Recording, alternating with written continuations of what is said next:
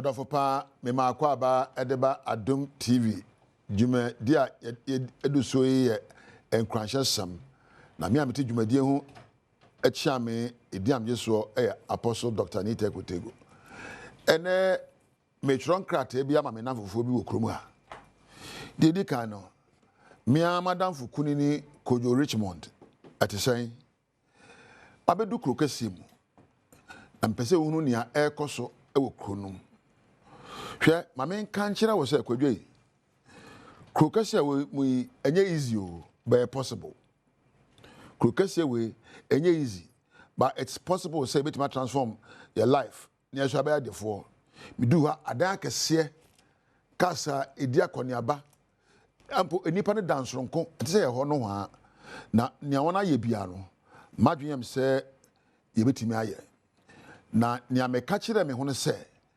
every poor person who became rich went through one small transition at a time. Kwajo what I say? Obia na waye ye ne day. Na ka ye ni a wo fa akwami so esaka na brabom. Ade a mention kokasim no say every rich person was once a poor man who went through small transitions to get to where they have gotten to. Me say obia wanya no ho no na ka ye ni a oni hwe na ofa akwanasa so be ye odini. Every rich person you see today was once a poor person who went through small transitions to get to where they are today. Kwaju, we may be wallowing in the valley of poverty. Menchira was here. Same rebia nyina ye dawo hiam wo yenkura yete. But se yetimi twana muntuo na ye ne sefata. Ne ehua kwa fa so dware wo sika nsuo mu a. Se de tie bia no ebedo suko akopede ye na yeso abrabo adimu na ye nomnyamfo ene adefo empare oyam pare but enya den say abrabo besakra kwadwo we na me ka kire wo ebiom. I want us to have a honest conversation that the person edin komo a hunya pa no kwanso na yem focus on the fundamentals of life. Ye woni obi bo ho asisi ye hunu kwadwo me back krokese ma be hwa de papa dedi kan say minim say obaji atumu say obia wo pe bibie no ordinance ho odin ne nyansa edi akire obia wo pe bibie no ordinansa na ho odin edi akire na obia ni wa wo samu eyi bebia wo no. None of us chose where we were born and who we were from the beginning of life, but we have everything we can do to choose where and how we live our lives. None of us had the right to choose where we were born, to whom we were born to. Kwaju enye me no mfom so say wo ye kura. And enye me no mfom so say ye nane eja say woni ni bie. Na so asodie da so say e besin kete apenya nsane nimde ne suahunu.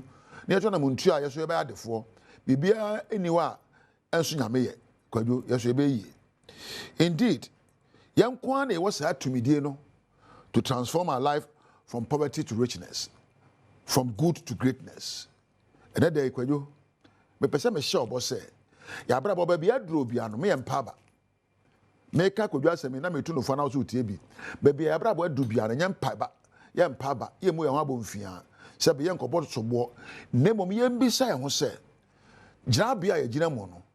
Kwambe so be fa na ye hyebre ene ye daache so ayeyi.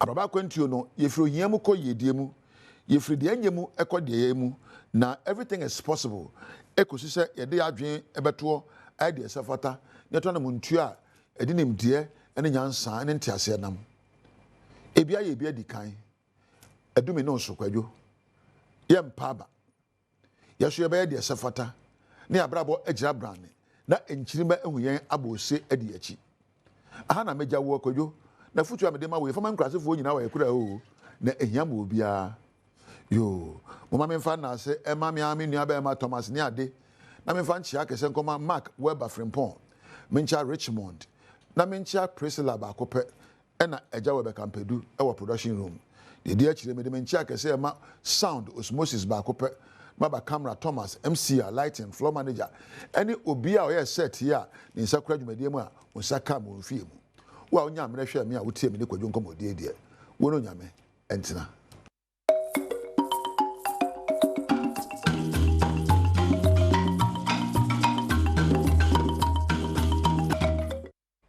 Kemwachi biem Samuel Kwabado Badwam TV Badwam so Apostle Dr. Nita Kutego Yeda say enu nkranchansam de edu so no Badwam kasian samno ne obeti bi enie ya kire owura bi sane mpena bewu e wone dem sansemi eni nsem na anopei yede bro Adom TV Badwam kasia ukọ Facebook /Adom TV Extra Go TV 119 DSTV 280 ko YouTube ne search Adom TV Tube kwa adomonline.com and semini sembebre so ewo ho Majoy Trish on tadi kama fefe baako ene shemi Frederick Opticals ehwemani no ebo ho ban midi afia amankwa tamaklu afia ni debienti said nsem chiremu ankasa etie Kaswa of our district police command no ache owura bia wanya mfie aduonu enum din de Kwame whiskey ni nyina ne se ne mpena ode lenda mfie aduonu mienu waba bewo atone dem awutu papa ase ye no wo awutu Senya West Mansimo ewo finfin mantemo abofra na wewu no oye menu akakraba kra yakwa awuma mmame ne chiriba 4 ne last born no enti da no Friday anapa no na mete ne nkan se okon ne boyfriend bi o ma we ko wu adawo ti maybe say mo no na o se ya wadana ne mre no na oko oye ne boyfriend nchen na oko no kra na okita indomie na odokoi ti indomie na odekoi no kra wendi indomie no na obema no eduane bi a waaye na brema ne ma bi na odi enti ade bechi fida no no chese brema no na kase mu no chese oso ni nsemu a na waye mle oso ni nsemu waye mle ohwe ne nanu nyina atohuru enti obi na efre ne bra no ne bra peni no se die esi new no so tudo america na okoi enti okoi no na okebisem enti obisem na sana abofra na ewu ato boy ne dem no ka chese na nkasa de onko na onkafa abofra no mfa ne betra moto no su no nko ti abre okodu hospital na chese we wu dada ena doctor funu kan se we wu nti onfa ne mrefi Bento akasiano eso na corruption watch enhwehwemu ya wahu ekire se abannwuma hodo bebre wo hono a say right to information bill wo mbejemu ne se bi obi person bi afri hono ma won sabetumi aka no abannwuma hodo bi wo ho a wo mfa ma eho ensem nti no abemeka ena ababeda wo mo eso afri se nipa no peno a wanya ama no wa mambremu no na je se wo se ebo wo kanti me kasai penalties ahodo be 5.6 million cedis ena ene enumekoi bi one more edimunsem ene that they used to have before the passage of the RTI, and some still hide behind the oath of secrecy, although the RTI Act has come to override the oath of secrecy. So there is still some level of capacity building that needs to be done.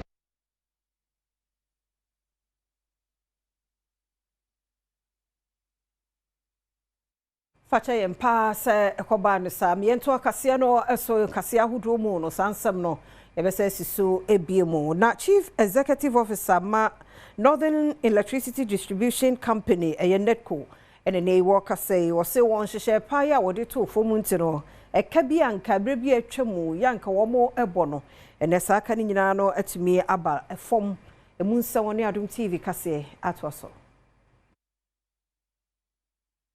This year, we have been able to push, and comparatively, the losses are coming down. And it's because of some measures we have put in place. And one of them is the fact that we get up early in the morning by 5:30 to go and monitor our meters. And as you go and monitor at that time, those who did the illegal connection in the night will be sleeping.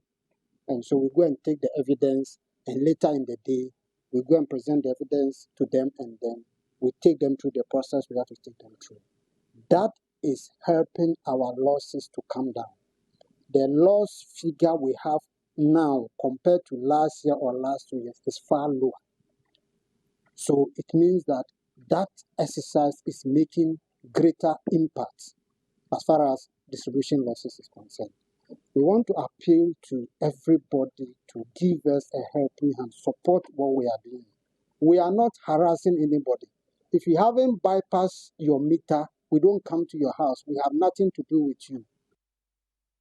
Ghana Water Limited in Pedifon so na wadwuma ye 4 du mienu ene wabo wonoma sensen fi se womo hyehyɛ kyire ene nsuo mu kronobo womo eka ho bi kwajemensa brampa ene eye head of marketing ma Ghana Water Limited Christopher Bufa edi nkomo yi yenye nipa be se du mienu, that is 12 of our own staff and as yenia yenkofo a yetu omo ka bosome omuka ho bi na aboa masa customers edi adwuma no ewusa no enipa dumienu no igusu a ebi mo ha fe ne yehwehwe omu ensem mu ebi mo ha customers no ba omu bo omudini se nipa we na mema ni sikama ne yes adwuma we maame omu aso ye frɛ ombusa mo ne mu dudu na omu antimi anyi omu ho afiri mo gitu mu se enokre so omu ne customers na ye dwuma de bi sa enu nti no umuda so nam asotwen kwa no nhihye mu se de ya aban adwuma ne nti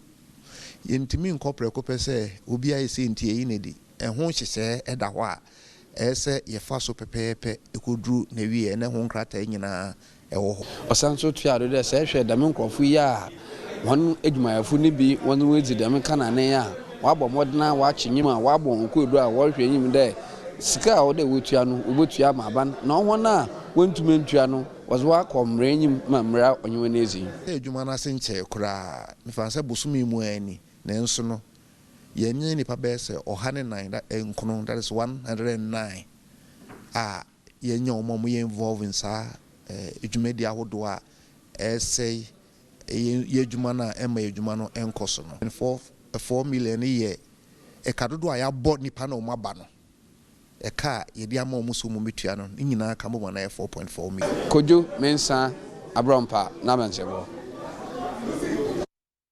Ekoma ya womoka Pharmaceutical Society of Ghana ho na efra ban se illegal mining no aban fanenensi formo pa na ha wonmo a local pharmaceutical companies no wo my Ghana mo womo 2025 annual general meeting ya one more year okay post no de sansemi etudwa illegal small scale mining and its accompanying environmental devastation is undeniably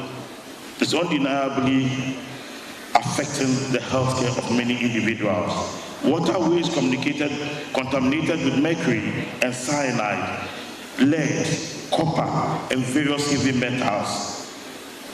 I want a paramount chief the more traditional area or Sabari Mark with Seattle or Tosumi no the Casa with Medino assay and so editor Abay anymore say. The government therefore pledges to create more opportunities for the recruitment, training, and deployment of pharmacists across the health system so that no community is left behind. Nukrakra no emfimfi mantem no so afo eduamo eko ochi panyi obegina mampani anemu so kasa wodumedi no asedi sansem we see etudwa. We cannot gather here to talk about health and ignore the ongoing devastation caused by galamsey. These illegal mining operations are not just destroying our lands and water bodies. They are compromising the health of generations. The destruction of our lands and the water bodies through illegal mining is no longer only an environmental crisis, it is a health emergency. Adom TV Badwam kase na obi so hwe no na Ghana Education Service mpanifo ehunu video bi na monten eso a efa Ora Charles akwasi edu ye oya assistant headmaster academic ma KNUST Senior High School a oni osuani baabi eye ohunu se ntwe ye nti no ya twe no asinchen kakra. Ghana Education Service and Eden Krataba Beto Montinso, which is say, Casafonibi and Amabontinso, you say, Charles Akwesi Edua or no a assistant headmaster academics, the Maki and UST Senior High School, or who say, Uni Usiani baby AD, Agrubia, and Yade say, Efaquemo. Na se beye, na Ishumu, a Sefatabi to me, Akosunti, and Ne Washa say, assistant headmaster academics, you want Fanejuma, and Tuonomo, na Shushuma would be a say it to me, Ekosono, and Koso, a ho, and Ghana Education Service, a day, eto. Ghana manfo nyina sanso so kibiomfo awofo na esuafo nyina enemo se woromo egunhwehwemu so dendenden na afenso asotwe bia wo ho edema assistant headmaster yi na afi wosuani no wonom hwehwe na wode ama wonom ewo senior Ghana Education Service wonom code of conduct no ekire we na nkrata no ewie Ghana Education Service edi to just say wonom guso ekura wongidi mu se obebo emofra ho ban ewo nsuku awodo mu ne senti wonom ekasetia sa kasafoni ya enam abontinso a wonom hu se assistant Headmaster Academics, Edema University Senior High School, Charles Kwesi Edu, Ayeno, one more ensuso Quembia Eso, Sakrate Free Ghana Education Service, Ebai, Head of Public Relations, Daniel Fenyinsa, and Eshasier. Ejadifoni adishye ya wabu santase runabout, edekwa hojo runabout ho extra bino se kwina wo ye wonhwa no wanya no ho. No jano ho wan toaso anwia ebe ha dwen wo wo so pa ebi ni Adom kase etoaso e kwan ntumi kase yanti mamunye kwano dabi esa ne mpegana nkoso e pese nyina yetunku no na mum yo sa banso ye ne e chepa ne de man se we bi no so boye yani a ebeka ye da no se bia no ombo ayi me yo kwa ye ne bi se ye nya ye Ghana fo ye boye mo no so boye ana kwanya de ba kwaya so ne so mu kaso mu be ya mo mu njan to ma futuro moye ense minim se bebre fom kokobe ho ne ko nyina wo bi ti dwiri ye ne ba by still na kwanya da ho mo nye ti de esre ne se o mu kaso mu be ya o mu nyina so no mo nye maye na be bia ense be kwaya no do mu mpe be bibira bele maye na so enfa nton ya de o se lati na ache mo ana si ale me confirm so o mu se dan o ma bebi yati wo FM so ba o me kan bi an kire and if you ask me, we to an compensation, so mobile at the as a compensation, the idea. See, I'm going to be saying, Mamma, baby, I'm inquiring, send a community say, system na buy. Minimum to one man at the say, in a hand, I know mobile to ye. And say, on one share, and I'm be my. My is anti many reply to me. Many may I wear say a bit to a bit.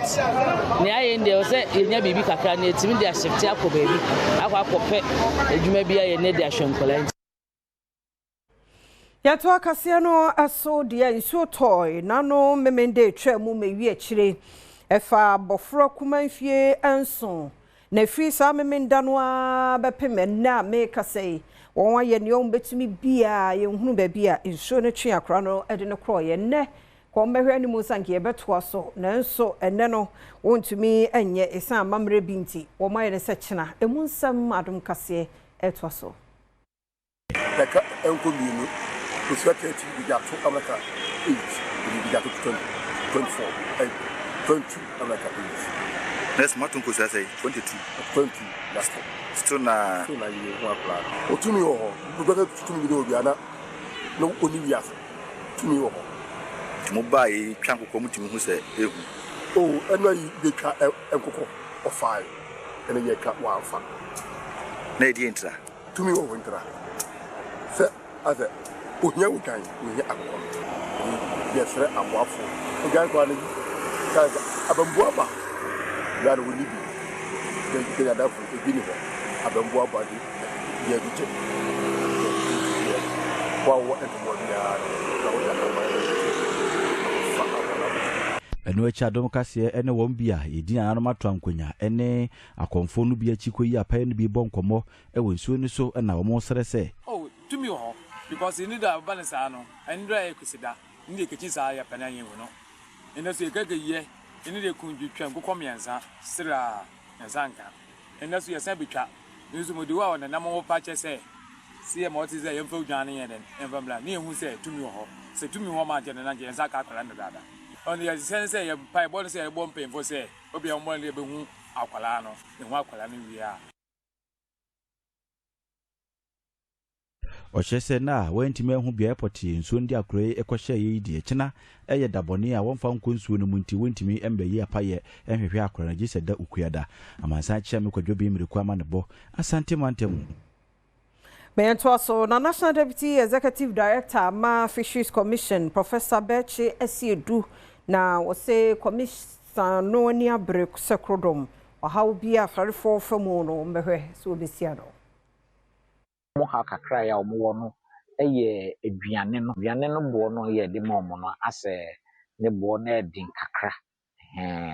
Yes, your friend is saying, ye share a Biane for fry, you beat me the amoa. Ye shim homemade feed so a critique platform oba Africa Crampa info page for a critique platform ntini hia ne say wo fish farmer no ube register no wa log in na obetun use mobile phone cramp no na bi obi wo Ghana ha ba bia wa chen so mo fishy e be say your friend say pan baako me ton mo go so now the water now the wamumu no amumu sika no the amount Ebra wo hwe senior fish farming ejuma eko so ewa afomantem ne mu and regional director the Fisheries Commission Dina Obu bi sechibia ede to adom kase enim say it is a way na wonya put me change no say value addition put me add value to so na wanya ko eno echi no ye de heya ye we e be ya fish ama ye pia for send be ya abribiara market day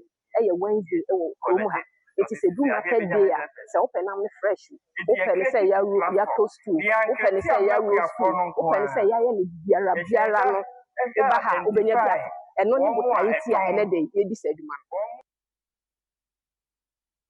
Ghana Armed Forces and Penny for 2025 nationwide enlistment and recruitment exercise no beba so befa emebunu ya wono wono mo beye adwuma mantam dunsian mu nyina no dwumadie no ebekoso emunsam eni Ghana Armed Forces and needing Krataba beto Montin so what to just say enchibia one more eba be shasia enlistment and as a recruitment edi ako Ghana Armed Forces no emu asa enlistment one more de be hyehyesui ebekoso e wo mantam dunsia wo man nyina emu we wodi to dwa one more hyehye mo mantam dunsia no mu nyina se ne be ya mantam bia so betumi enya enkofukura one mo so ba be piemu ababesom o man Ghana na we no wodi to just say enchibia one more eba be hye enlistment yi aseno o manfontam kuchu e wo gaf online.mail.gh sansogafrecruitment.mail.gh and a daily graphic any Ghanaian Times de bo enkrata no mu esanse emra wono mu ede be hye yi ase ebetodwa eho ena wono mu ebehuno we no wode kokobon so ekode amanfo nyina se wonche wo ho emfan free recruitment links ahodo amanfo ede koto Facebook Instagram WhatsApp and afi abefo 10 tan ahodo so esanse amanfo wode sa no nyina koto no eyapobofo a wono mu enimwa bia ede bo wono mu sanso enkrata no to just say enlistment and as a recruitment ya wono mo eba beyi anyade se Ghana Armed Forces and as empanyifa wono mo ena da Ghana Armed Forces no ehu akonya bia so obetumi abo obibia ne senti wono mo nhwe ya no wonhye no nso na sankrata beto Montin so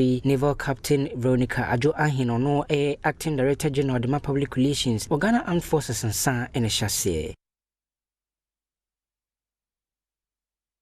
Benyana no sono Adom TV Badwam kase no ha na brema kwan na no paidi ye de siaseda no enkomawo emre ne adaje a wode ma yenti wadaroma se de wonimu no de bonkrata no wo ho na fe akudie mu nsam nso nti nyame agya oba ene ho konkon ne gina ha no peya ye de eba besumui wadaroma ntuni off na ne opesa wotie bia enkeka wasumu na ebe ma wo peace of mind eno ne ye de brewo ti owura Bismarck akwasinsia Boatin JP Jordan disappointed dame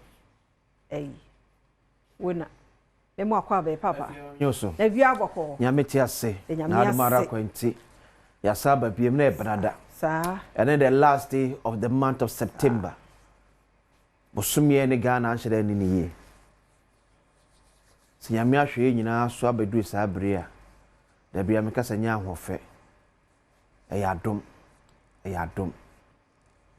we equally have suffered same fate but na dom na sustain ye ye ko stress wona afi ne bosumi nyina ona safade ato ne sare afro no onye bai papa ntina ona kumemo ti sade pa chu si abe fa nya agodie Anyamiase. What cross the 9th month of 2025. Ain't easy at all. Yeah, what 12 months? What cross more than half? Hey, Ebenezer. I'm worried. You're in a bedroom. No, bedroom. Ebenezer, what's in sort to be mammy? No, Mayra Mekino. Ah, Ebenezer, Mayra was say, oh, Papa. Meda was say, Ebenezer, Meda was say, oh, I ain't Meda was say, Ebenezer. Tianity, Nina, Papa. Yes, he does. And he was see funny, I heard for Papa be Papa, yes, he does say. As the Danka Udin. Now we are such a pa. To what the answer say genuine. It saw the end chat 31st December. I'm here 2026. Over me, the young Kwana, yes. And only empire and my Yina. Radin Yanisa, my amen. Yanisa, my that riding whom I wouldn't be more bought. Oh. Was here not see me who video be me ampa. Meant to me. Hey, Nipahuni Niasa Sebia Coco. Combat TB, it's Siana Geneso. Wow. Yeah. I said, I said, so as you all chew, baby, dear free get no so butu. Dear, na so sad. Every as about Masetna. Unto Mubu, dear, so sad, Sabi. Chini patu tete, and I yasi butu to know why. Oh, dear idea, idea them kuana ba. Unti resolve it. If you have seen lawyer Penny Pana Castle, was this on your 7 betting back cross over the Fiamon Solve. Manin copy more court. Ano brebre. And my battle. I told a be a fear, young country that will say, baby a Madrid ye, me pacho. And to anyone yam so be a you in free one. One more for Nakutano, a you fan free one. I told a beer, young country will be said, me a sorry, sir. Young queen, I should be mra. And one of fear. Because sorry, yes. Answer possible, Adom online. Okay. In Adom online, idea base we use wooden structure tricycle to transport patients to health centers. Ataso resident nation. That's what we are able to do. And tricycle, yo. Aboboy, yeah, do a hospital. And I know crime may warm. I'm so wow. Now, boy, out to us, and I'm quambonation. Oh, never grab a year, monocratic dancing. Yeah, what the reaction so come? Oh, say, be more, bro. Oh, dear, oh, yeah, we'll feature one auntie and what do. Oh, sorry, I could see a car. Fast dama do a bow. Oh, be in your way. Be in your way. Yes, so more probably. Yea, Namidia to say Santa Anua, bro. God, you may be a becassa. And yet, because the body are benti, Yamo no swakaba. Na fe ono and Fagudio mono and Twasso. The best ba, the bontra talimu, any Adom online. Na fe a beer phone lines no, and so do headline or abba. Into Honorable Eric, Akwasi Body, and Wakwaba. Honorable Ophelia Afiamankwa Mejoso. Yemi no. Is it MP? Now they know, dear. Debbie. In front of Yamankwa. And Cadin Ophelia, who in any media. Okay, was say Say, and one of Macano. Is it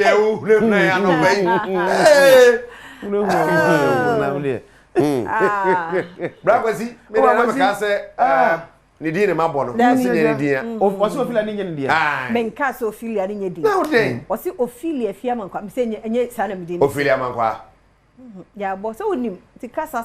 Son of a swab. Then I want to be more bomb this. Oh, Saturday, I won't answer. Saturday, one. Meaning to already out there. No perfect to you. Brian, sorry, I'm not got you. What did you say?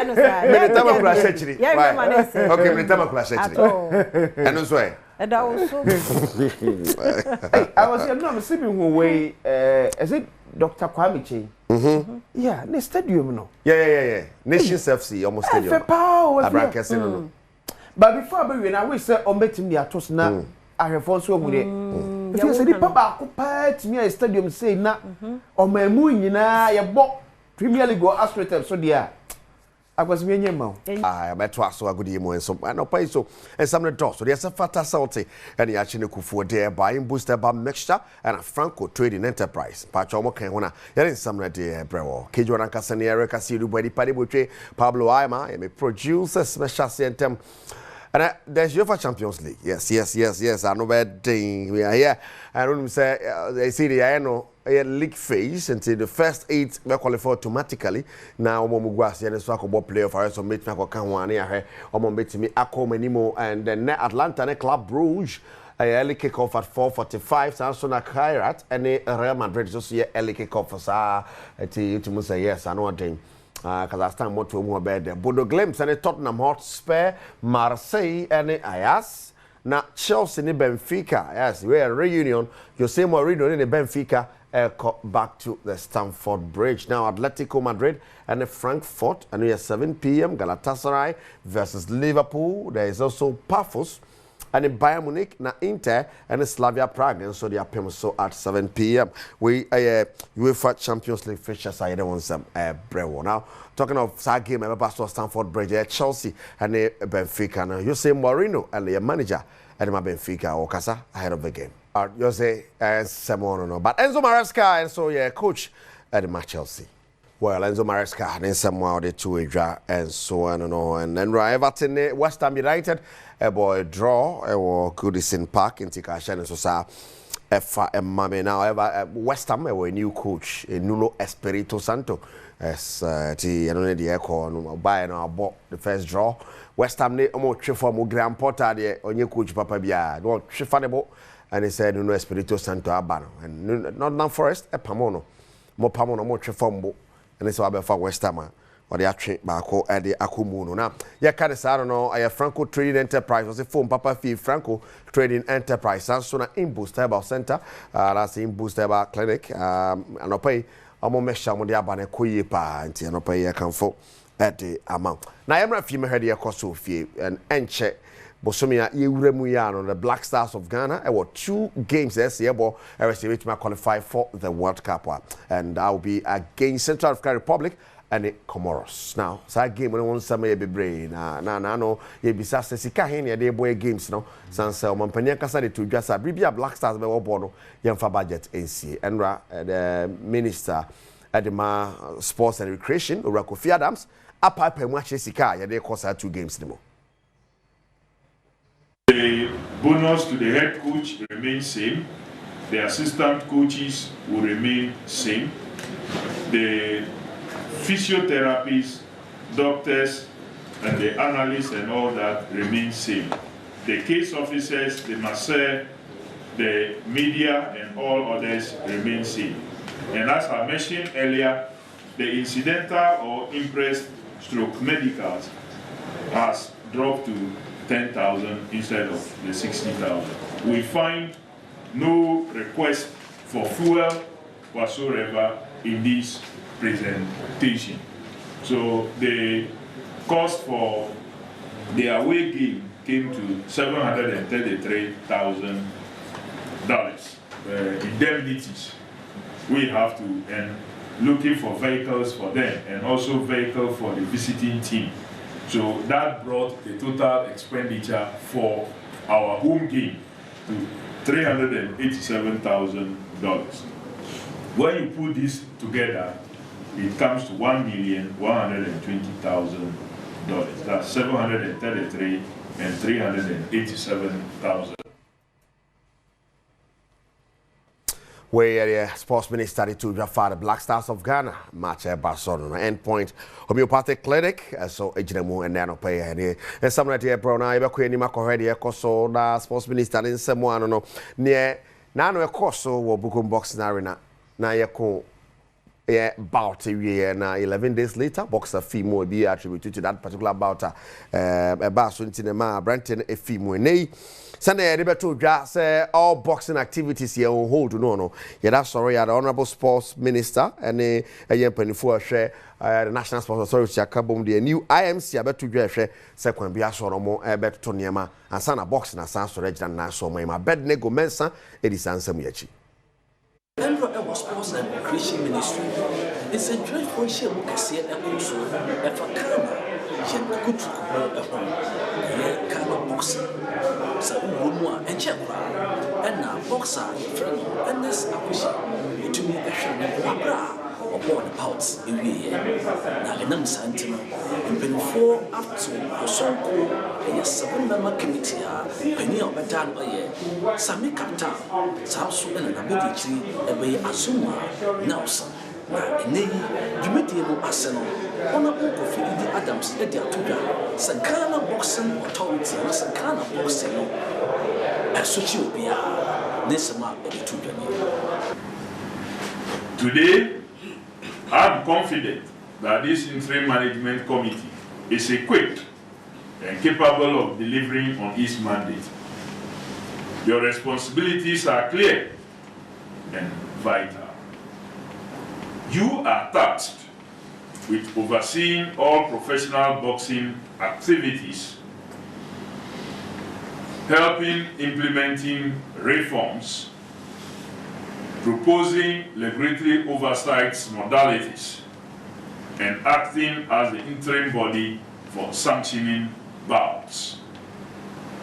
You will also facilitate the transition from amateur to professional boxing, restructure the Professional Boxing Association, all that needed to be done. The immediate term we are giving them is 3 months. 3 months. We have good referees. We've had great referees. But we need to also have regular training. Sometimes a referee must stop a bout at a certain stage. You don't have to allow it to continue beyond a certain point for an athlete, for a boxer, to be punched and be beaten to the point that the person may not even be able to function in that sport again. So we need to train also some of these professionals who aid the process. Sansu Enna, Director General at the National Sports Authority, a young Amofo Ankara, Eddie to say, Sabi Yokoya Mapawe, Mubeshe, Senabaya Kana Boxing, Atitia Passam, say, I'll go for one as The committee is tasked with resetting Ghana boxing, prioritizing safety, reforms, and professionalism across the sport. As we await the autopsy, the tragic loss of Ernest Akushi Bahubali reminds us that boxing must be a sport of courage, discipline, but above all, one that safeguards its athletes, the boxers. We must at all times act to ensure that our fighters are fit to box. The IMC will oversee reforms and implement the Kofi Adams ministerial recommendations. The IMC will sanction professional bouts and facilitate operatives. With legendary figures like Professor Azuma Nelson, seasoned professionals including past presidents, legal brains, and renowned coaches, the committee is poised to deliver the blueprints not just for boxing, but for all contact sports in Ghana. Let us honor the spirit of perseverance, discipline, and unity. Let us build a safer, stronger future for Ghana boxing. And which you know, Mrs. Mikatana, and so a Casa HMC, when Yaji, Nomba Yadu, Senator Ghana boxing, Senator Kani, Yaji world titles, Messiah, is it? We have accepted this position to streamline boxing back to its glory days. And I believe what I wanted to say. The Honorable Minister have said it all. And I have it on paper too. He has said everything, and we are going to implement it strongly. We take the law. Law is law. When you go against the law takes its course. The Ministry of Sports and Recreation and well, so the cost of boxing more no AMC by Zuma Nelson Jinemu den no you be the chair Mujuba the Senebesia but none other the Black Princesses of Ghana or the Accra Sports Stadium to be boy match Tunisia for no more mominu to come first leg the second leg Bumanes 4-0 on aggregate my qualifier for the next round of the competition and no year qualification for the World Cup. Now next round in South Africa the day so and coach ne udi omanimo Charles Sampson or the same to just say South Africa about the about Vim. Almost say they want to know qualification or more and found in the pay the Mbemo. Actually, our goal, of course, is to qualify to the World Cup, but our intention is to go step by step. When we finish with this, now that we are done, then focus will now go into our next opponent, which is South Africa. I actually already even watched their first game that they scored about 5 goals or something like that. So I have an idea a little bit. Their second game, I haven't watched it yet, but we are up to the task. Our aim is to go to the World Cup. So any opponent we have, we'll study them and work towards how we can outwit them. While I know Mano under 20 now, me Mano under 17, and now Monday Nigeria at the PMSO the semi-final of the Wafu under 17 Boys Championship across Ivory Coast. And here Beres and Besia 7 p.m.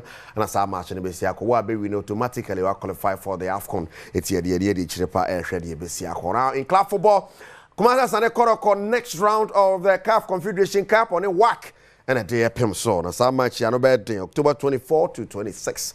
So we can na match no bad so na first leg be paso fi asana Koroko tukwa kopimo Morocco and a whack area PMSO. Kuma Sane Koroko communications director Safuduku Ninsamni. Ba Kotoko ya wiata so. Said this year no ngasa ye pese e Kenya Ghana football at the club level na Ibiaka national team. Vina so be ya Kotoko ya na ti kasa. The column organizers, some support him. The Brian Jabia said, Abaya go Bramaso, and then Sayama Abahona. You need Efrina and Penibobia can be winner Ebabua. Say the next game somewhere between 18 and 19 between upon the favorite Bamera Sports Stadium. It's as a bank, what is not arm while you will share the paper stadium on that arrow. But it is a Numpoka will be. And I enter me about Timno, results on here for the union. It is a day, being a get me out of 2 maybe back up at the Baba to say, the more next game.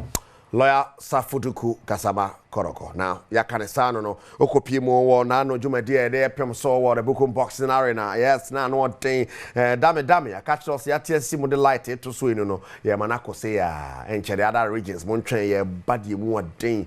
I'm easy. We no. I'm on betray be more participate be so. I need you much as the Yabaye, and fam running be brave party. Amunyanka every Mantibiani, Yabako, and a bear feeling babam. You are dipa ade omuye we dey to game because omusi draft lazy game and your lazy game adwin where you see yen sapa it na name am 2 game na you shepa because omu frame shewayo no the wowo your friend is yansa adwin pa what 2 game into draft there and your lazy game sir. Oh, it's so beautiful. In fact, I want to thank the organizations, especially Adom TV. What they are doing is about a day drafting. It's like people don't respect the draft this thing. The way you are promoting it is so nice, and especially today's program. It's so beautiful. In fact, I thought I'm going to win, but I lost. In Adom TV, organization very perfect. A show it's a station. It's an worry lie, about sports. In fact, indoor games sports in general. Some of us, she many banana lele sanwa maiko ni ashameko ni stage jeke ska wumi ni anya develop game near international level. You know, your own game, you say, you just game here. To say, I own Microphone breed. I competition to be a man who is over corner. Miss Umin say, Ebesisa, Benem about my own Sessiano. According to us, I bet me up about them and me calling him. And the next time when we buy him, Badwam, I'm in Badwam.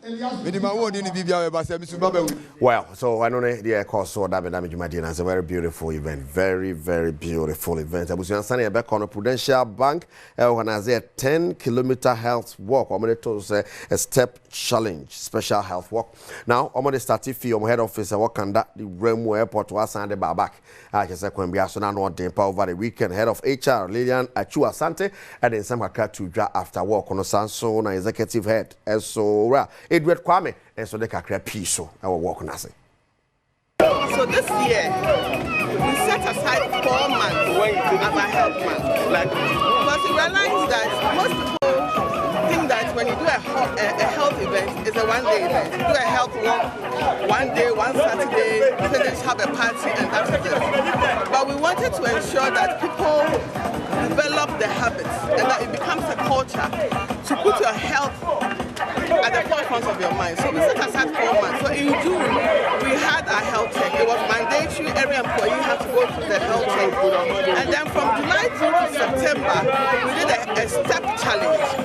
Now what the step challenge was that we were working virtually from Accra to Tamale. We have branches from Accra through Cape Coast and most of the regions and in Tamale. So we virtually walked from Accra to Tamale, and we had teams of 8, and each team had to do at least 3,700 kilometers. And there were those who were super serious and finished the 3,000 kilometers in a month, but most have now just finished it. And the purpose of the step challenge was, like I had said before, to inculcate the habit of moving. You have to move. It doesn't matter whether you're walking, whether you're swimming, whether you're cycling, whether you're skipping rope. You just have to move. And also to ensure and be intentional about your health. So today is the final event in the step challenge. This is where we ran out. And where if as a team you haven't reached Tamale, you're not going to reach Tamale. But most of us have already reached Tamale. And that is the purpose of the event today.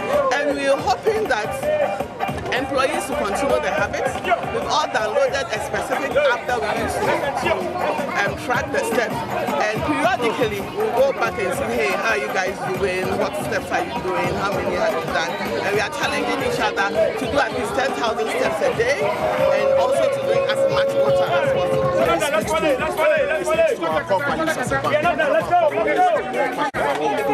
And we need a lot of energy as well now. We need to come together as one family to serve our customers. So I think for PPL, the family, and what we want to do, and you saw how we are together now. So now we are back now. We want to send a message there to our clients. We are together now. We are trying to foster a lot more energy within the bank now. We are breaking all the silos now. Teamwork is what we need to serve our clients now. We need help. Well, Prudential Bank, yes, almost some more the 2 Jano and out to say I know what they pa the actually but the actually so I heard the BC actually be end point of a party clinic. I can one opinion in some at the bread war free prostate scanning and a free female fertility scanning a cost so and some ketwa. More locations are doing in your offices war our class printers opposite shell signboard Kumasi Chronoma boy here Angel Educational Complex Achiwa Takrade Nigeria State Tema Community 22 Tachiman and Asuyama and Zema. Now, from number 0244867068 and 0274234321. Endpoint homeopathic clinic, the end to chronic diseases. Franco Trading Enterprise, also number in phone papa, appliance papa fee. 02464222338 and 0555939311. Phone will be my idea fine, but bank one and papa no Franco Trading Enterprise and Tosente to papa of Franco. Makwedi is ya konkom ye de buy. Kejuana kasane Erica Siedu Buen. Yada siana se mo akwa Badwam TV Badwam Health Tips. Eso aha ene edi nkomo hwe apomudin simenu medwoda de kosi fiada. Enra ye bone tofa eye amblyopia. Ana lazy eye. Doga chain ni so. Tiene ya to so afa na wo join ya mane hawo. Ebe wienu bonso watede o masimidi afia amankwa tamaklo mame fasidama endpoint minti ene ye pie ye ni adokotafo ahodo nyina di nkomo ebi ti se ya renko na how they am so any point enkasa wo fa doctor number na wo frɛ na bibia so obekɔ ho so nko ho de frɛ no se bia dog me haye me ya na me hu bibi sei de na ekoso wo frɛ doctor 0244867068 obeje so ono wadi nkomo no Dr. Rachel kusi akosawa ha dog ya na se Sefia me je so pa ya da se pa chemu no wo de abaye ti ma yehu courses then courses are amblyopia Sefia pacha me da se meka se most of the time no yesi kan etasi won krabre mu ade ko na aya ade ba kwa meta kan wasempa ne se yenta nchecking kra na ni no empen bebre nim se akra de ni se onya iPod benti empen bebre no ye twen adu ni mpanyi fie so na akra bi o efa bi refractive error ebia from krabre mu na ko no I was like this first man in tem na ni ba ko no hu ade pa chen ba ko and the parents ni betena o mo fa akra ne mra no na ni ba ko na enhu ade papa no na aye lazy Mishia asofu bia neba na a very good student but neba no na no hu ade ye papa na si ono de on space this if you could you believe so akra as of 14-15 years no or brewer class so soft for so on pe nyame admo beti ase the child was so happy na nyame nko ata na ni ba ko no enka ya ye lazy enti ye ka no se ya correct ani no in term there refractive error it made the ba trauma bibibo woni na se ya nsomu ntem a se fia etime de ba obi wo so na ye funumu ensensem awomu sensem ye nyisen no mamne nya infection bi ena kan ni no aha anasa awomu mpo na ye wo na ode ba no ne nyina so kan wo se de sika ye no empe bebe nipa no po enhu se ebi mpo a sa amblyopia ye kan ebia na mi obiti no na ni mra na ho so no na mosa na ni ba ko no eye aye lazy yeah nti won na betumi enya bie meka se amblyopia no eye top eye bibia obi abetumi nya na emom no the common ones are obi or refractive error na ni ba ko ehu ade pa chen ba ko one eye can get lazy ebi kopa ye pani ye ma space kopa na onhye obo se wo mra no the weaker eye no can get lazy yes nti eno ya ade e wo ho anase se esika no trauma cross to me de ba but most of the time no space se be correction yan correcting in term no is the common one the other eye can get lazy yeah where's your common patch your common common patch say common but ye ntan kan ho asem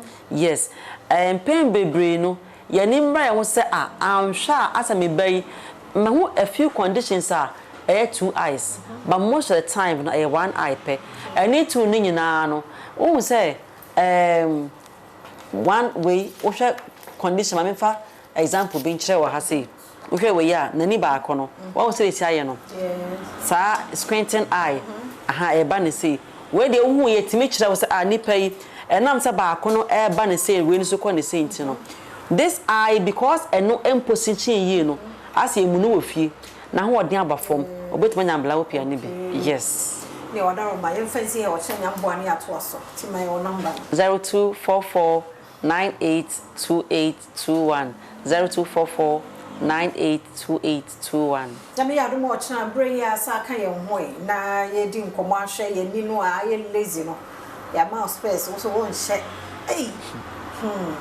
frame point 0244867068 safe as near kinsene usmo 1 point ko check prostate no ate akan where you money you ko check na emo wo mi say the prostate no hotie ochina kwa ho de ho a sa kan ye ho ebusu aye hwe ye di no na Dr. Richard Krado achina e be sa to so e dance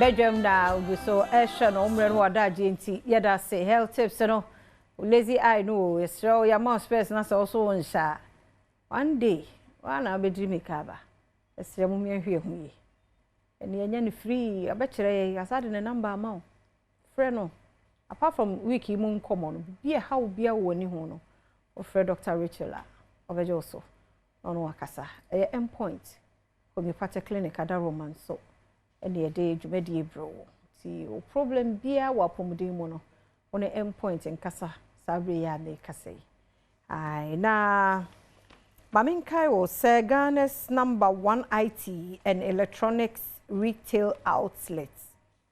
Sign mayen package beer nika na so Compo Ghana Prime Week promo. Sikana water no unu ho da. Sika ode koto ade no unu ho da.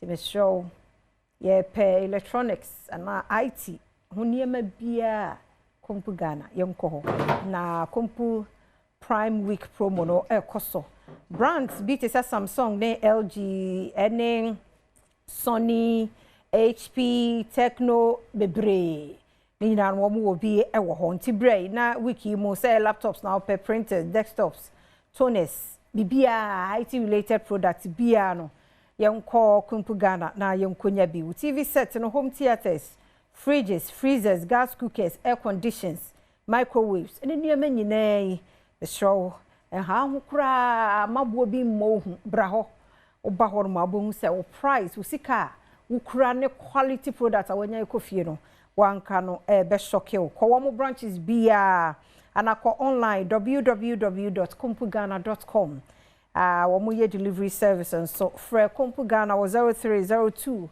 752020 0302752020 and our WhatsApp number is 0243143143 0243143143 Compo Ghana Prime Week shop smile and repeat me wo Dr. Kankambu Duo ewa ha woni ye eba bedi nkomo ahwe apomudin mu ono de obadia na oni say WHO omo rep owo Faith Homeopathic Clinic na abai research orewrem o memma said de ne ma no nti Dr. Penny CEO papa bi Mama Faith anope ye chiawo enim se nyame adom ho ye ono adwuma ifo nyina na oge mo akwa be mejo so na bia akwa de nyame adom nyame ase pa na research be na ye hwe prophetess fan chiawo ma no oh mejo so special one na mejo so mo abaso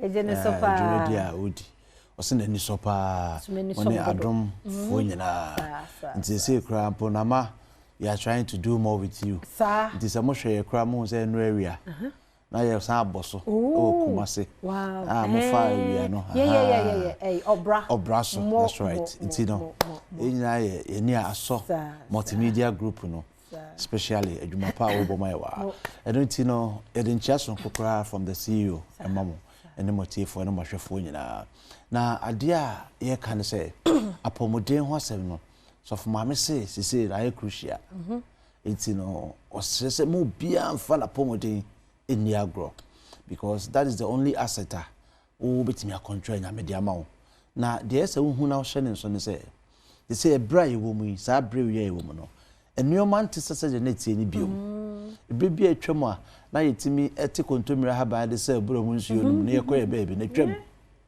sa bra no onom bottle water kra usuro onom sachet water kra usuro onom pipe bomb water kra usuro because enyoman te sese je na tie ni biom san se ya pomoden ho nsensem no enyoma e kutia no adolso se wo otimi kodidwa ebe no aduane na ayare wo because things are not the same.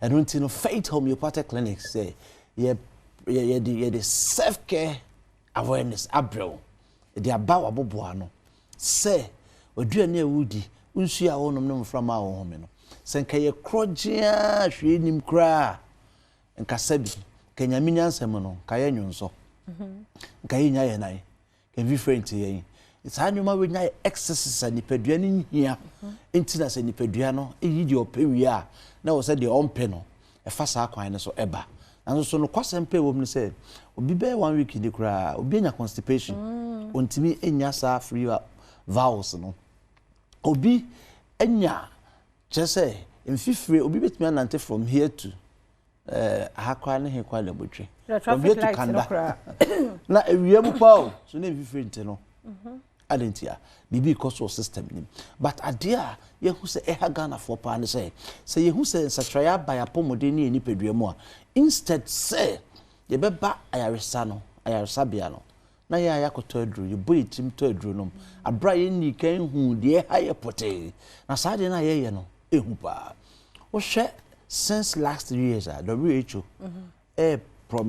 cassetia antimicrobial abuse say ye tato sa enro painkillers antibiotics no ye kuye ho na wrong prescriptions kuni pakra change diseases ankasa because unnim de how say tipaye kwa no say paiwa tipaye na wo hu no yare bi symptom bibi ekoso oni pedwe ni tipaye na ba akoye se kitchen near this smoke alarm aboho you say smoke alarm no blind just smoke alarm no asay na mum kyerese ngusie bi enam ba bi ba kyerese ekorehwe ngusie no na yesi ano kwan enya alarm no ne yekodum no nti headache na ya alarm a eboma hu so oni pedua no bibi enkoye because enioma ebetimi ama wanya tipaye no edoso pa ena obi Ghana 4% no miminya sa tipaye edro we na menom ya ekoye nti enya also dibi konom wrong.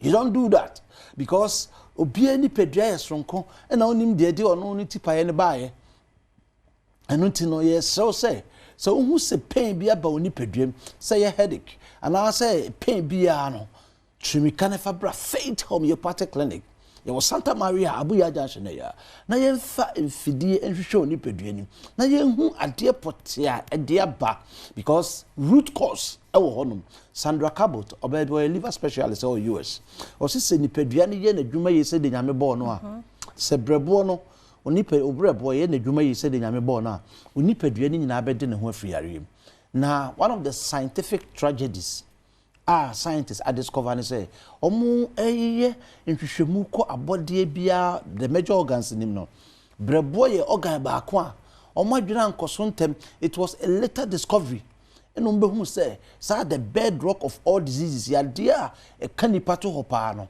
ne kofa ban no e sha ase afri nipa da sane obrebo mu because brebo juma odima wapomodin wie pay no e buru wo hanum ene akire your liver related diseases brebo na kasa anya na dwuma yi a wo yare de ba ene your liver diseases brebo no so yare a timi chi brebo na kasa enti no for example obrebo no betimi akofom na unim se obrebo but akofa hormonal imbalance na abreo ono yere da ba untimi ngo oyiri so kosu ya woto no eno so de no be chi eno so untimi ngo ba but mo de mo nim say awona mo nim nenzo so de akofa aba no eye brebo a untimi imbalance mo hormones no nti se we yan fafi dan hwehwe mo hu a wo beto tonu bia no mo a wani beba ho so no na organ no so asa akofa another side effect e de abre no kidney ehun betimi aka as a result of toxic abuse na unim na wo bo tim to tonu bi no ma wani beba ho so no na kidney no ba akokra ya asai enti yesro fabra Faith Homeopathic Clinic na yen gibre enhwehwe e de afidie be siwso ahwehwe ama afidie na kire na empoyade a enye num pempenso so nka nipadua no de fe no clinical symptoms ebetimi apie no afidie no betimi ehu because nyamenyansam no nerves bi wo nipadua ma yare sha se develop a nerves no eho no edi wo honum nti etimi hu ni ntem sa stage ni kwampo de yehu a ni treating no very simple ebe ma onu ni nuane a obedie na ekokama to de bi kra ya activate your major cells bi a through acupuncture na enwa a fight ya de no enu tin mesro say embo utrim entoto aduro nom awo na wa pa na wunya no se yenyi ya wode no nko ade a fabra Faith Homeopathic Clinic na shane so say Faith Homeopathic Clinic ya specializing in chronic diseases ya dia je de watu aduro aso a wanum so ye stop on onko no fanebra Faith Homeopathic Clinic na yentu ase enfama na shane so ne hu say Faith Homeopathic Clinic enye pharmacy shop e honum say yenhu wo yade enhu de de ba ya aduro efe na aduro unum bi ye gibre hwehwempa ehu de de yare de ba yenhu yade no ansa na ye de ho ankasa onipadua no potency ene hu nsuo and sana body mass index no show moja nyina na ye de atwa drama nti mu ye ntafo kra kakrantimi no mpanyadro and we treat you as an individual till some ye nipa 5 na mo the same condition ba ya the process of treatment no obia de e sronko eno nti no enko chinchini emre oba bo se emritia wa bim oho beto onipa bia na aya acidic ama fungi bacterias just aboso no oba ye be detoxify ama nanya sa alkaline state na ebe boa ama edura wo nom no be ejuma enten orofo a ohwe fa number no na bra Santa Maria Abuya Junction wo Kumasi a ko ahenema kokoben 18 mo honoma ahenema kokoben 18 mo honoma bisa obi ase ope enron kitwa na etu yade akese no ope be bi omo obi abetro wo ko foyudua ye wo Landry Managers Road El Poly Junction takwade fo nyina enko Anaji police station che honoma hona Dr. Boatin wa obo adwuma gidigidi sanso na so wo bogoso a bra old aseda boga abronsa na chi honoma na enkran pumpuma mu ha sayidie Santa Maria Abuya Junction Dr. Abigail Ebo Juma meso enfidie na wo branch bia no ebia na wo ba bia obehwe screen this no wa fire number no ofre ya ye be show the nearest branch a wo betimi akọ na akwaje wa yarisa na emum kai na send to say Faith Homeopathic Clinic ya dia wo de achini ache ayese obegya da age wo ni peduem se onko no se yare no ye stubborn a Fadebra Faith Homeopathic Clinic na ye fa enro papa into ase enko ebekọ emabiom na also wetimi enya wa yarisa e number no 0540 710 940 0540 710 940 and now say 0547 57 84 94 0547 57 84 94 and that's what me a friend number we now with me WhatsApp ayo audio ade bia pictures apesa utwa ade explain anyoma e ha with me send 0244 58 38 59 0244 58 38 59 a Faith Homeopathic Clinic ya die bia e ha obia ya modia and Jesus aya ni intinisa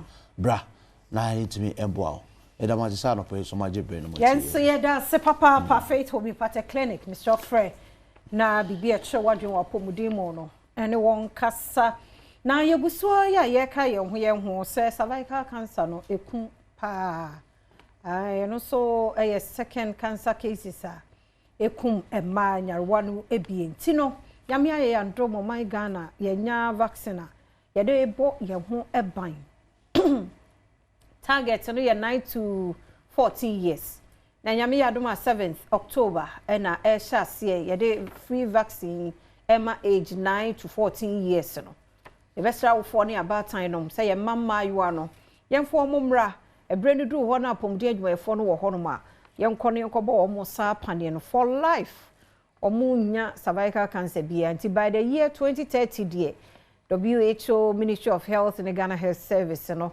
and say cervical cancer die be kokra nyame adom ti si ye betumi adu sabota ye ne ho a isi ye nyina ye de ho ehyemu bi ti we die e free effective entwumoja bi enye hwe esre ni die mu omiemfie hu nhyem vaccine ya wo ye mofra de wo mu no ebia nso eniemu ba kuni a ebo ye hu ban afri kokrameto ma wo de no ano ti ye gidi ye se sankra 9 to 14 ne de anya obi hu be mada enu nti ene ye de bo wo hu ban no wo hu be mada se se meso no ne ade ade enu nso wo ho a kokoye free scanning screen ko check ya wo de na no pap smear no koye wate edofo omiamu ye ho ban na ha dwen unhunu say enro do WHO de fa train engagements any Ministry of Health any na wo hwe pictures mu bi pa my husband said na wa unhunu na ayese na mse hwe unhunu silent ndi before wa dwen be baso na obekwa ko bie wo na mu no say ho nyina ya basa picture na no odin kan say sanka me mmahwe Sebe ya de ye ken obi ade no ho be hyemu okra na be rush se da be omo wo he amefa me baba yo anonko ekum ma pa esre enidi mu edu ho no ma 7th October yenyina efi ye ho hyem yenkobo ye ho ban fi kokra meto ma wo de na no awose Pedro so mambo atema ye krado na yenkomra. Good morning. I have some calls about Badwam Usepe, Jumezido, a honorsome for the Fancy Doll, president for the Brothers and Sisters Association. Madam say, Papa, Pada, Bibia, Wajimbrena, when you may, it's not say about Uncommon. Now, live from Portions restaurants, Namazon Comono, Zebro, last chance, Jolu, a Duhonoma, why boom, I don't have why wooden structure building, the mother room is maybe a pay BI, Benya, or Hadi, now so you have a papa into say you'll be when you watch a picture, Chawan, not a room, a bush pictures, a crown, a day, a baby, and a paying a me, I and a dome, and my and a car and a bread of her. Now, Muhuno on the pounds, your worship, no, on Yasam Craba, may say chief follow Chica Crano. Or you praise so sanka, brand tapo, or tapo. Now, a Jumano doss, a Jumano, or doss for home, and also one man wapon, no missing coach was shot. So you can home my wapon one damana. Now, Yakashin will let you a pin on ye, but we two not why ye Jumano ye. And there and the pay Jojo Ahen and now, oh, yeah, Megas Jojo, good morning. Good morning. Bibiaboko, Yamanado. Inti Yanke, Munkade, Obake. Obake. Obake, Jojo Obake. And I am kind of offer. Because our empire, we pay Obake. Oh, me papa, Obake. We pay Wizo. Many my show off with the crank. Okay, come home. The bed did I kind of come like Kaula? It's a bitch. Thank you. Is the recorded? The human recorded. Gospel. Yamina Duma say baby if ya. In the baby Yamina Duma Yabudura. You there baby I record so on yen back to. Enti to mark I in the Francina progress. No answer. Progressive.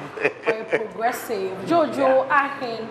A gospel artist, Macadam or a rising star, Papa, a urban homos and wage mononia. Me a shop had a baying and day. Oh, it's much. How many years in? Okay, I started the join group. I'm not woman. That was 1994. And time I'm joining group. I'm not woman. No, you have a group. We Springs of Living Waters. Okay. Sunday school choir. I think somewhere to 1997. That was the first time me Gina them wrote to solo. Okay. I know school. I have a school. Tema man here. Okay. And he says GHS. Okay. But I know a GSS. At that time, yes. And from there me took to solo in a bigger congregation. I don't see a school. That's 2000. Chibu Secondary School. And the Ohon me kind then times SU patron, Reverend Ofori, who also double as my spiritual father too. And Oshe Munkran, the room tour, or Sada Mission ye. Meanwhile, Reverend Johnson, so I also be fan and sassy. Sunday school because Ojuan Kwamukalo ask him. Then me a short voice of the Zoom Queen. Okay. Mukwano ask him like 5 times. And the mammy, Ubisa mammy, that obey the Biamba, Obanam upon no Asanaba. No, say the man or tea. Jam, no jam and Amara. Inti a Juani Fia. Me big brother, Reverend Forcing, and also Osumu, encouraging me or recommending me School of Music and Worship Youth to the Mission, 2003 into 2004. Make a discipleship training school, or a DTS, and then from there me a School of Music and Worship, which is with the University of the Nations. And no, but komenyu da ma besia ma ware sisia na na you school ba na mpede me school I see na mu da no akọ UCC na me se nei asada musuma app ni game okay na me ze call Kumasi Polytechnic okay into Numan na me ze play family chapel. But prior to that, when I was doing my field work discipleship training school School of Music and Worship field work with Family Chapel. And that was when I got to know Reverend Dr. Victor Say, now Bishop Victor Say. And also the encouragement in the name where I am the member. So I was fellowshipping in Family Chapel. I see. While I was in Kumasi Polytechnic. Maybe during the national service, no, I had come to Kumasi, I need you in Kumasi. And Kumasi. That is 2010. And since then I've been in Kumasi. In the music journey, I at every stage we had, and the Tifima, I had to watch a kakra.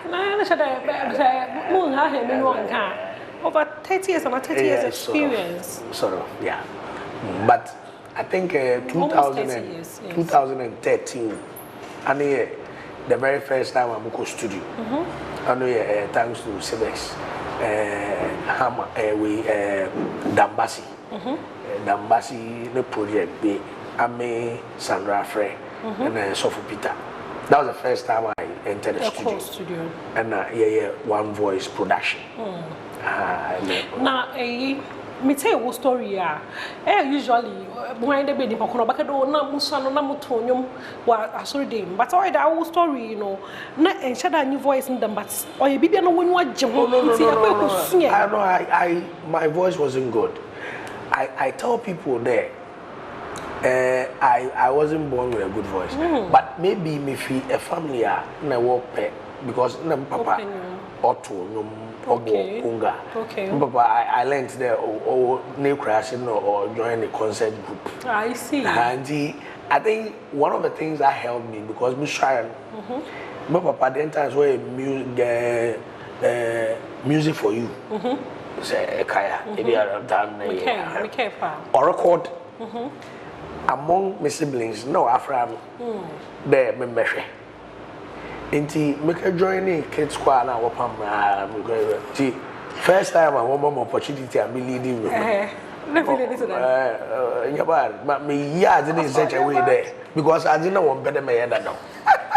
Inti I'm should be imagine then I'll kill it hard because I didn't look promising. And they wanted to take it away from me. I remember after me godfather, Reverend Sanka, who's in the 10th anniversary, I thought he had forgotten that experience. He shared it and I teared up. Oh. This guy, I sacked him. I didn't know. Oh. The animal. And the young generation, I think I'm the only person doing music. I think that this is quite a story for Obia. Any day be no son or not on you are so they means no none of voice a day. No, what on you my best in there be what a passion. Yeah. And in me who says see you man I any because I enjoyed you on the pound worship no what. It's like hey when I even know. I ask mboni ejuma ntino my industry no what's done no if industry then from baby original no me say me and then I'm catch my boss be the industry no a jungle more bebre wo okay friendly and unfriendly poisonous and you don't know easy but ni nyina there aboa beka we proud I also can be okay there aboa kro ye friendly obey harmful ni nyina gina wodo into industry na nkasanda business and can say kutu say babuda nyama bebre wo but ni nyina yawo okay nyimdie benya ena sebiu stupidity kakra ofrafra ni nyina beba aye we there be ko anyimo there nko anyimo there be stagnant unti ene de me nyama boss bi din komo permit me there be but we bu ebenyiwa we boy me you are there you move no ya ko school kakra you share music ne kakra but we boy me you on a different level. Okay. I don't know many be all my back at the but a bit should be miss more back shower. So I'm not deviating. Ministry, industry, or a jungle, never be brave. You can want some other. And the matching hand, Matwasi, into no, my CCR no, a new song. More about 4 new tracks. A release a new 4 album. Young one. I've been. But I can't hear myself. Oh, okay. Into that man I say I'm running answer because I'm there. I am be no man. I don't know. I am petty. There will be a releasing women to be releasing me. I had a heated argument with some of my fathers who feels that you must come out and record. You must come out and you must release a song. But I also believe that what makes a musician is not necessarily your ability. They ever compose you may release. The Obia Tron no release one over 2 more Tron we release it that. Okay. Inti I must me jizzy there.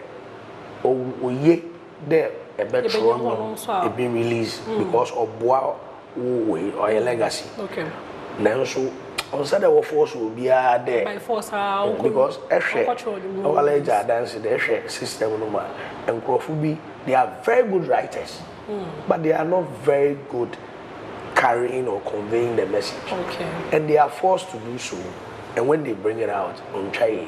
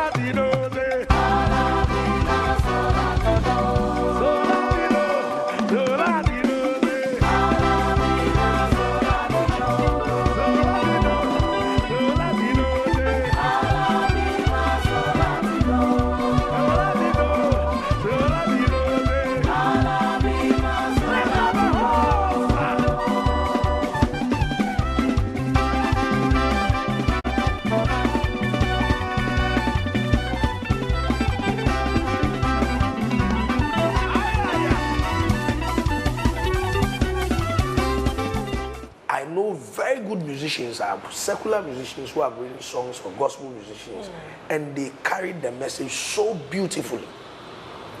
I can't say vice versa.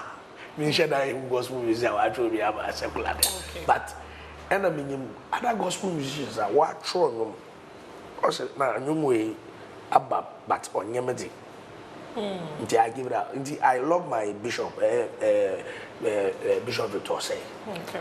The man coughs music, sleeps music, and he's preaching and he's writing.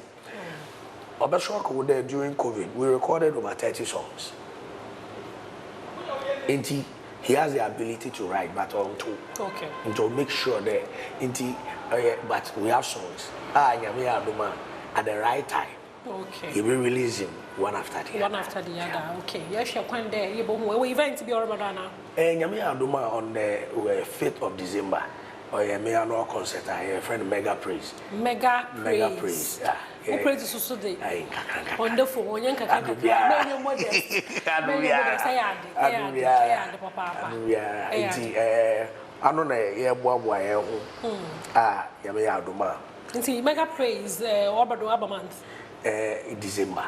Okay. For about 4 consecutive times. Yeah, and farmers holiday.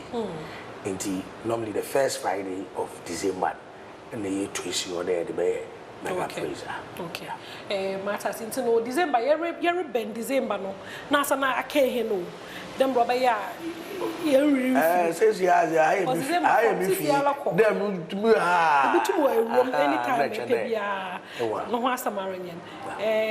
Jojo inti you're sorry but obi no be reach him me pede e ka samo to obi ni jezido obi I try to them make wash us most mortem okwa na wabona asa e so nkodan pem nko another oye why be oye now shall come okay Bible no say anopa dua ewia dua no do enyimere a men crowd seed don't withhold your seed dua because inyim mo obeso abamo adansi hwede obi biara we giye ana wa akoninyim ana wa ye bibi papa biara damaje no ye ya odi nhira na abapa bai no onyim de damaje no be ami de mi ma be pray ya because baby ameke pray ya me share me big boys bi ina me nyim de damaje no be but nka menya nko krapu because circumstances or surrounding that event in nyina show that don't go okay but mutu anamon koi it wasn't favorable but I know na ebu ekwai nti ebia wo dai so oso osese awara ono no ye dai so papa dai so biara won so se won onye dai so nti oso se wa se nyame aya ma me a me voice a wasa ka be motia no platform no way na nyame aya do me do ama I was over ya ma nti time cool it's just a matter of time nyame be no asamara Jojo ahen also on chair December yoze mega praise baba details no ahwekra na na yedem gidigidi onya asam kakra no de nya ahwekra we yedem yeah actually for no ni yedem December into no details no as baba ni na no mabo mo ma onsa akebi mama da portions restaurants for us local and continental dishes papa bia won kan hade no ahade in ibinya into no bomo so na from one now the ways but if you had a hotel so hade wo pub ha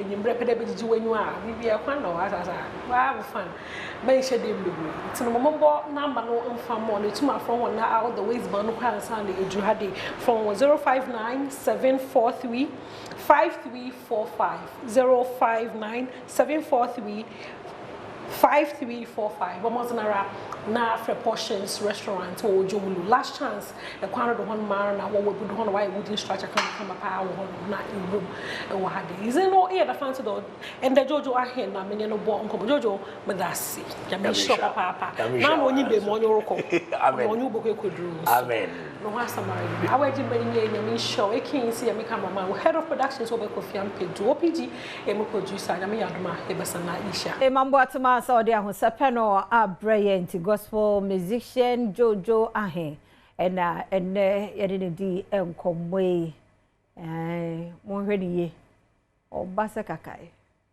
ti Jojo unkwaso brother mangusra no enye mo na edu binada say ya na yese ni abwura amen na wonwada roma enubina hodo a wode sanyarwa no omuni ababidi hu komo na ye ba be kasafa osteoporosis eho osteoporosis ana seno ano no aha tene me doctor so agi na adwa ide no say perfect ide edrobia nka de doctor say wusu amen scientific herbal and alternative medical hospital e wo hase dr sheik banu no duma no ma ya che e mo akwabe yeah e bia boko de yankopon adom me ho ye na also e ami adom ade atinye na 30 September idie edim so de betwa de awuram de atwa de awuram de atwa benya be 100 plus sapepe tina so den sapepe nyina so gina pomode panso sa nti so yare nko ade a na ne osteoporosis no eno ye de hia yo mini aba em se de kan meda wase na machia wahwefo ene Ghana fo nyina na sema hu sa won fe nda sron kokra se de wo be ye nyame ye nyame asipa na Amen Scientific Herbal and Alternative Medical Hospital yede nchia sron kokra bre Ghana fo ni wiase afa na nyina na de e kan se ye nipadua no eye system nipadua no ye hia overhauling so hu se ne sebe ukuta ka akra omu a no akọ engine ye yi ana asiesie bibia wo hu bia na asiesie no nipadua na any spare parts no eno ene wo se check ne bra no na bibia techuma asiesie ne tentem eno nti na Amen Scientific Herbal and Alternative Medical Hospital ya sheda di mfidie akese ye beboa na asiesie nipadua ni ma check wo baabi o hawo ne hye se ye okutodwe osisi ojonku se ye oyam onsuno mu wadwene mu baabi a ohye bia wa wodie mu o prostate mu obon se fidie na wuram askania ko yi wo hawo ne nyina na de abo asiesie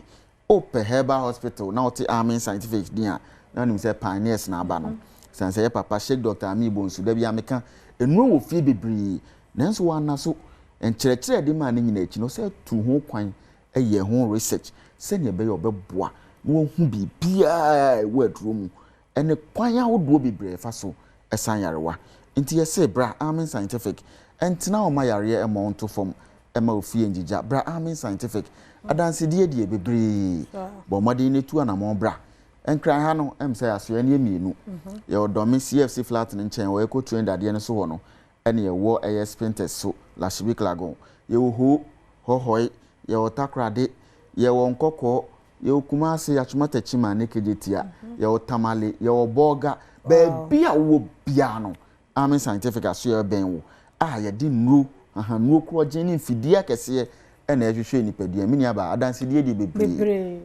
bebre ansa na ebe boy nkomo no ni ahwe dompe no asem osteoporosis no nompe mu yare osteo means bone dompe porosis e ka se bebi e porosa che se tuetie na tutu ntokuru nti ene ebe hwe dompe a tutu ntokuru ana asa tuetie na asa na no tutu ntokuru di asa na no odin enya asem kotu wow ansa na no yen hwa dance die no won mo nompe mu atuetie a nyame nam amen so siesie ye wi a ye be bon komo kakra nti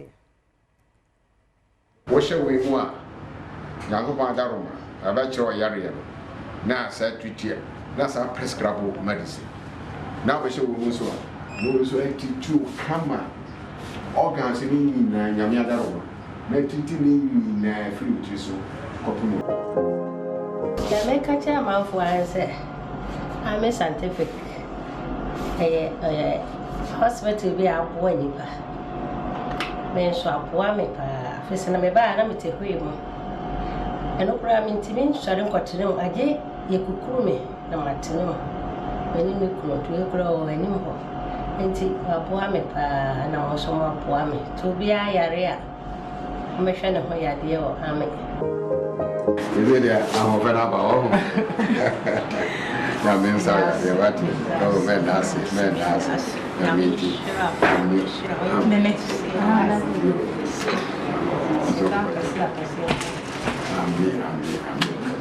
yo ene ye tie fon so pese o mo enya sa healing ama nunti nshira koma papa no wadaroma osteoporosis eno ede na eba medawase na amache o tie fo biem na sani ye ka no yese otofo na sina dance ni wa chiri ye hwa dance di etwagu ya na ya ade a ba ko oba so oba no wote hwiche mu na nya asem kotoa mini aba osteoporosis no sani ye ka no dompa mu atuetue ana mu atutu ntokro nipadua no is such that system no se koba se unyini a ana se wa sa oguro no obonse dompe no tissues bebre na wom tissues so ansa na obenya tissues no enkwamwa bebre cells and form tissues enti ubon se tissues bebre ene wodompe ni ma dompe ni nya ahoden na mu yedu kama enti o system no is such that ewo mu a obon se dada no tissues no bone tissues dada no obe absorb ni nyina twini nyina na o de foforo o produce foforo replace no enti we younger bra wo grow na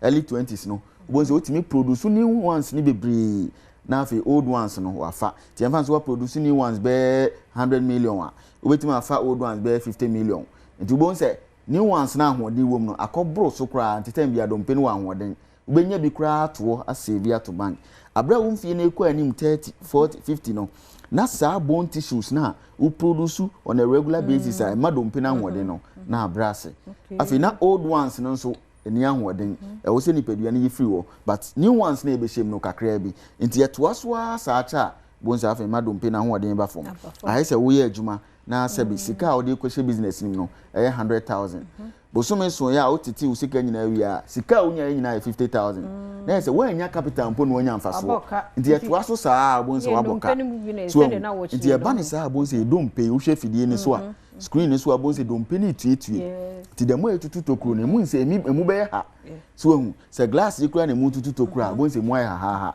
the little mistake no and asa twist wo nan ye kakra bi abonse onsa no and asa wo nan ni mu abu etimi ya masebi e chika se no emu tutu tokuro such that obo wa ti se wabo wano ana wa sneezing wa wenti no na wa chika se mu ya osisi ukotodwe udonku ubonse wo twese wo nan kakra bia osere mu dompe no emu timi bu se pen etimi de ya osoro kokora betu ni peduane so a chese untimi nya ho hwe etimi kwa kodu baabi na afi de oni pedua no afi de wo mu akoa anya sa bonse obi nyine na nka oso nyine kosoro no na afi wo yiti ya last me ntwa wano abrewa bi mi hu no se wanya careful ase wonder was sinity as a crowd am say eh nti better no hu se care but this a sound because me ti no wo form te betimi aye we ni bia ho betimi aye we bi osteoporosis no eya na ne o ma na ekofa ba no ewu ahodo but titire pa ni se dompe no abra bone tissues no when man produce enough be ma bone mass ni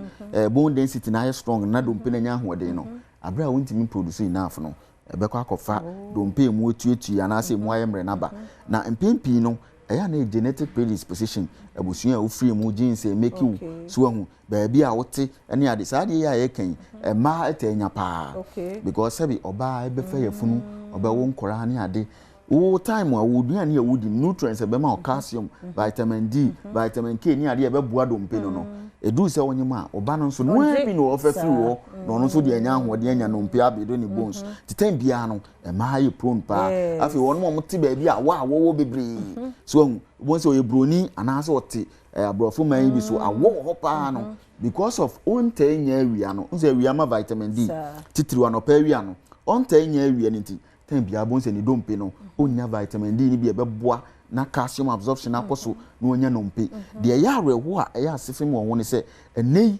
obia nso pese of supplement last time me book self medication won komo si ebenya calcium supplement vitamin D ni ade but consult a professional physician or be guide do say na obefa obody mass index no weight ni nti say na beboa wo say na emwa nti ya mo so sign necessary so bi e wo bi a de na ye no mini aba se koba se wo dompe mu bia hallmark pa yawo dompe mu atuetue no yawo pa ene wo chika sei usisi achi ujonku da bia usisi nkotodwe emu yawo ya emu hwe wo ntimi de wonye ebi mu ako ama waye tietia amonamono de a obenyina kosoro na afi de waye tietia bibi e fresh stool position se koba ne saa na position a okwa na ho kwa onya relief no no waka ho because wa anya ne saa baby obekọ no yawo na ebeba no very unbearable nti yawo pa na yesa no mpemu yare mu Walmart and the little mistake no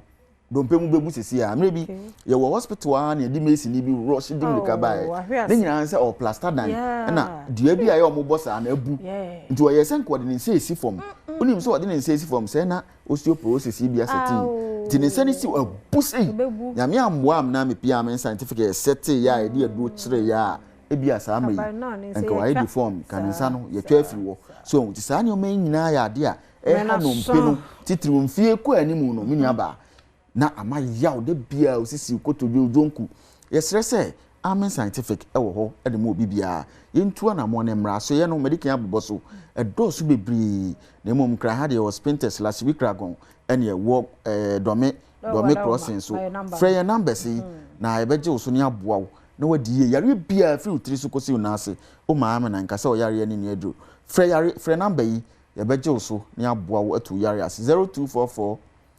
227192 0244 227192 020 722 9505 020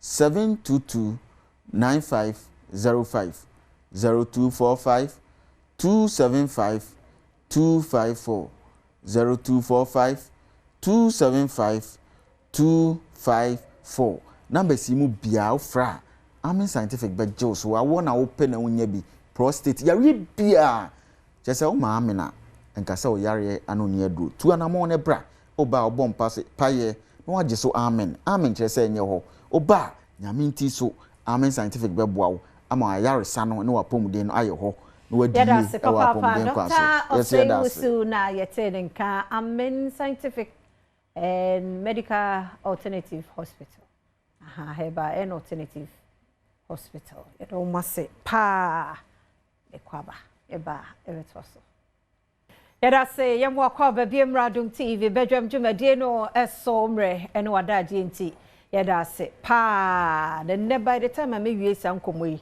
na wanya sika bofu agu account mo hia bia nchekyerɛw na na de oma system akɔfa oba be shem nti ene otimu say ade bi oba wo mu bi yeye aha nti oba be shem bi de no ano no na ye Afrilac for na abai I omo yi no kwa ye 741 hashtag no anse wudi sika na sa nti no Richard Anderson ewa ha ena Albert Amfu ena onuaba Matilda Mantebia edi Mantebia ye mede Dr. Hilda Mantebia onuaba pie ha medof me mo akwa be na bibia bokode na adwuma na kwasai last 2 weeks ye ba ye kwasai enyezi gofenya brepa especially jackpot say bia wo my 6 numbers na ambokwa na de beboko je bi na amankofo ni agye ho the game ne very attractive amankofo no obenya kakra bi wanya ni nyina akra obenya kakra obenya bi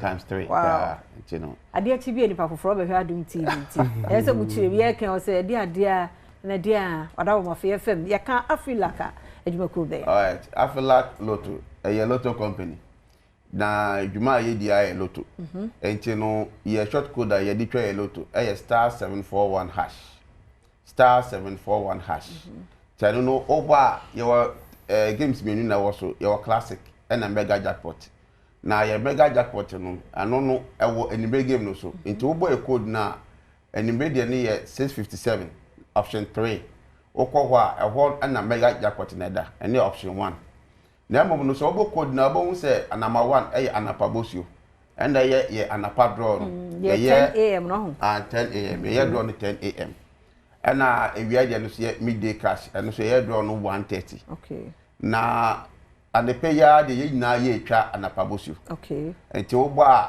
o short code no star 741 hash na wafa na 1 anapa bosio okay aha na wotimi ama ye onames obefa ida se pem ana se wo tu show bia utwa na wa mai o tu names wafa amount a obo nti nda so no ye promo code ye de mankofo WIN win okay WIN win nti udu baby a otu scan ofa amount na obetwa na ukowonima baby say o twesi kana na say obe to apply number 2 near to apply coupon code the coupon code na ye WIN win ye person bia win big okay enti no abetu sika na wo tua no so ba 20% o ze Afrilac no ye dem sonko the whole Ghana ye pena ye ma omamutwa lotto no discount say sika odi twa lotto no ye te so amount na mum no wo wini a obe wini full amount e be see that oh sir it's a wo twa no 10 cedis a sika ka wo wini 10 cedis a obenya no ano obenya na mum no utia ni ate so amount by 20%. Santi like go to your city. Obetu your city. Wow. Why de? Enti no ama ya go no de Ghana ha de yedem so. Mo dem fo ma men call Matilda ho no so nka bi obapa. Yeah, that's it. We dey so say you can your jackpot no.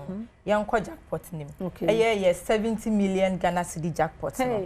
Ai sika kesi pa. Enti no o dey buy 6 numbers, we lucky 6. O yi from 1 to 57. Two or some few numbers. Yes, 6 numbers womb. Tinyame ya Adom, ubetwa no 5 cedi 10 cedis and 20 cedis. Tinyame ya Adom na so 6 ni nyina abo. Na wo twa ni 20 cedis and then the 70 million ya wo de. Wow. Then the ye be ya party anisa. Nti ba se we nya wo 6 ni nyina nso a eno nche se we lusu a. Efi mienu konso ba obenya kakra wo se bia mienu bo ma sika na odi twa ye no ni abon ho 3 times e the amount se unya miensa nso wo ma o sika odi twa ni abon ho 6 times e the amount se unya 4 ma ni abon sika no ho 50 times unya 5 ani abon sika no ho 1000 times e the amount nti se ni a obetwa ni bia ubedi nti esremo star 741 hash no se o pese utwa jackpot na eno ye nwumre game e ye 715 game no nti esrem na maye eno so amaye amen kwa me dofo hoy na ja wo so fa emfam maye okay me de kaka beso ma Matilda kind let's say jackpot no say we try the 5 cities are. That's all my 6 numbers. Then in our bar, and we 17.5 million. Was a more drew. Aye. And I said, we try the 10 cities as well. Now 6 numbers in the in our bar, and this will be 35 million Ghana cedis. In say, me find we need 20 cities. That's all 10 cities, and I say 5 cities are. Which me then a trap. The Nyamia or Domina say, we near do see can I day near the amount. Aha. I see. The jackpot on Guana Mucha. Oh, that be you. Okay. Aha. Yes, I so HR direct and a PEM and a banker. Inti me fan say I no pay 10 o'clock here. You be a no publish you. Area 130 near midday cash. Inti nyimbre ne ya 657 and then they be a jackpot in the war and a direct and a PEM and a banker no so share. Inti an open day. Unya phone wabo star 741 hash. Now we select number 1 no publish you. Okay. Now we select numbers PEM too sure and I say direct 1 and I say banker no. Now I dey no we try. Na net and say direct no. Utumi try no from 2 cities to 100 cities. And PEM no so from 1 city to 100 cities. Nti kitwe bia nswa. Kitwe bia nswa. Nti betimi dey twa. Wow, me come da for where na ja. Okay. I feel like no. Just you try ya na ye dia na. Ye di aye. E depend 10 no. 10 da hona so na numbers na pick here wadi. Aye. Skala baba the phone so. Okay. Na depend ni mobile money wallet limit no so. Nti e bo amount bi owini a ade say oba office wa baje. Enti me fa phone so. Okay. Na ye person obi anti ase say aflak no ye boss ye di adwuma e 1 to 57. Enti ema na ye draws ye 6 numbers. Enti oboni beka say your chances of winning are very high. Enti boss na ye no ye di dwuma na 1 to 57. And ye draws ya say 6 numbers. Aha, enti no ema say obe win aflak na very easy. Enti no I say adepe ya obi anti try the last. On fa no shame na pa bosio no ye ntimi win ska ye dey be fa breakfast. Sharp, ya wodi esisi a Matilda. Aha, Pepacho say was obia nkono nkotwa bi. Na some say wo age limit ho. 18. Pacho nya 18 ye fa wo ho enji. Akono ti ye careful one to. Because when you 18 no twa da be dem ho. One say wo de Ghana card na ye wo sim no. Ana obi abota ni so be diska kese no. Utwa ketwa de be ba wo phone so. Na utwa kese ne udi kese de a wo be ba beje ye be hu. Okay. Me pacho. Matia yentie we na. Ana yeswe mo say utwa game no so na bia udi na ball limit so a. Ye be fell. Ye fell wa ye nka ncho say fasika beji sika. Okay. I feel like ye nka ncho say fasika beji sika. Wo be ba your office. And now one of my means are young to your sikano and mount. It is a wunya call. No be a catch or say, which I game, where this come from Afrelak. Titias Casse, near Fausika Mawa, yes, Remo, a yes scam, in the tree. Yep, and I'll bet me swashe, ye, oh boy, star 741 hash your code now. Ube who contact us, your contacts were ho, free, never sign information, and my yen. Ye code, ye discount code in so the year Jumano. WIN win. About 20% discount. Yeah, that's it. But our last all right. Who try after game? That's a pinpoint number. Maybe I will just say no one approval. Number ya. I know become my approval. Mostly MTN. Okay. Or become my approval. After so be so out also try a game no one year message. Until I also be check your phone. So no I call spam and block messages. I say contact. I bet you make a show. Now what me who will take it now would be a kind. Okay. So you're trying any day, anytime. Any day, anytime. Yeah. Okay. Your contact. Your contact numbers no. 0540 130 359 0540 130 359 and 0540 129 438 0540 129 438 and the chat was 030 0303 958 006 0303 958 006. Yet you are quite so ewa Achimota Christian Village. Ewa junction so ye ne Eco Bank no the same building. And I ye ne La Paz Community Hospital no enya edinhwe ni. no sharp trying to see I try be short code *741 hash *741 hash na option say anopa so 10 na no we try say midday cash 130 no we try adwumre no jackpot 715 657 na no we try and I face you short code you to me channel all the network okay MTN Airtel Tigo na Telecel okay to bo code na now dem okay right see any opportunity ni on metwem me ni diem na ye ne birthday for ye di ne kama ai adaroma auntie happy birthday Frank you ready mama wadaroma happy birthday nkoma Latifa happy birthday aka Mama Khalid onyame onhira opa onyame nye okese kuzise obeye kese pa happy birthday onyame enhira o ma sunfra dumu enko adumu GB ena we show happy birthday no sanso na happy birthday nkoma Edem yene na ye adwuma o multimedia ha ona da so no aha post production ena owo enuanom onkwaso onyame ntina ni mo nchiro rade nye okese o ma sunfra dumu enko adumu happy birthday Edem yene dia post production for ya mutumi ye no monye ese next best say hopa with ice cream near dia tu de enye kenke na ice cream na dos me kenke Edem onkwaso happy birthday Nkoma my partner friend and soulmate Priscilla Kilford Pratt bi soulmate na daso no eche oba onkwaso ye wo ye papa na ni je ho fans na no odin tie nu tie rade hwem na oma nkwatenten ahodin wom na fa hu mama ni nyina na nhiranye kese nti wei efi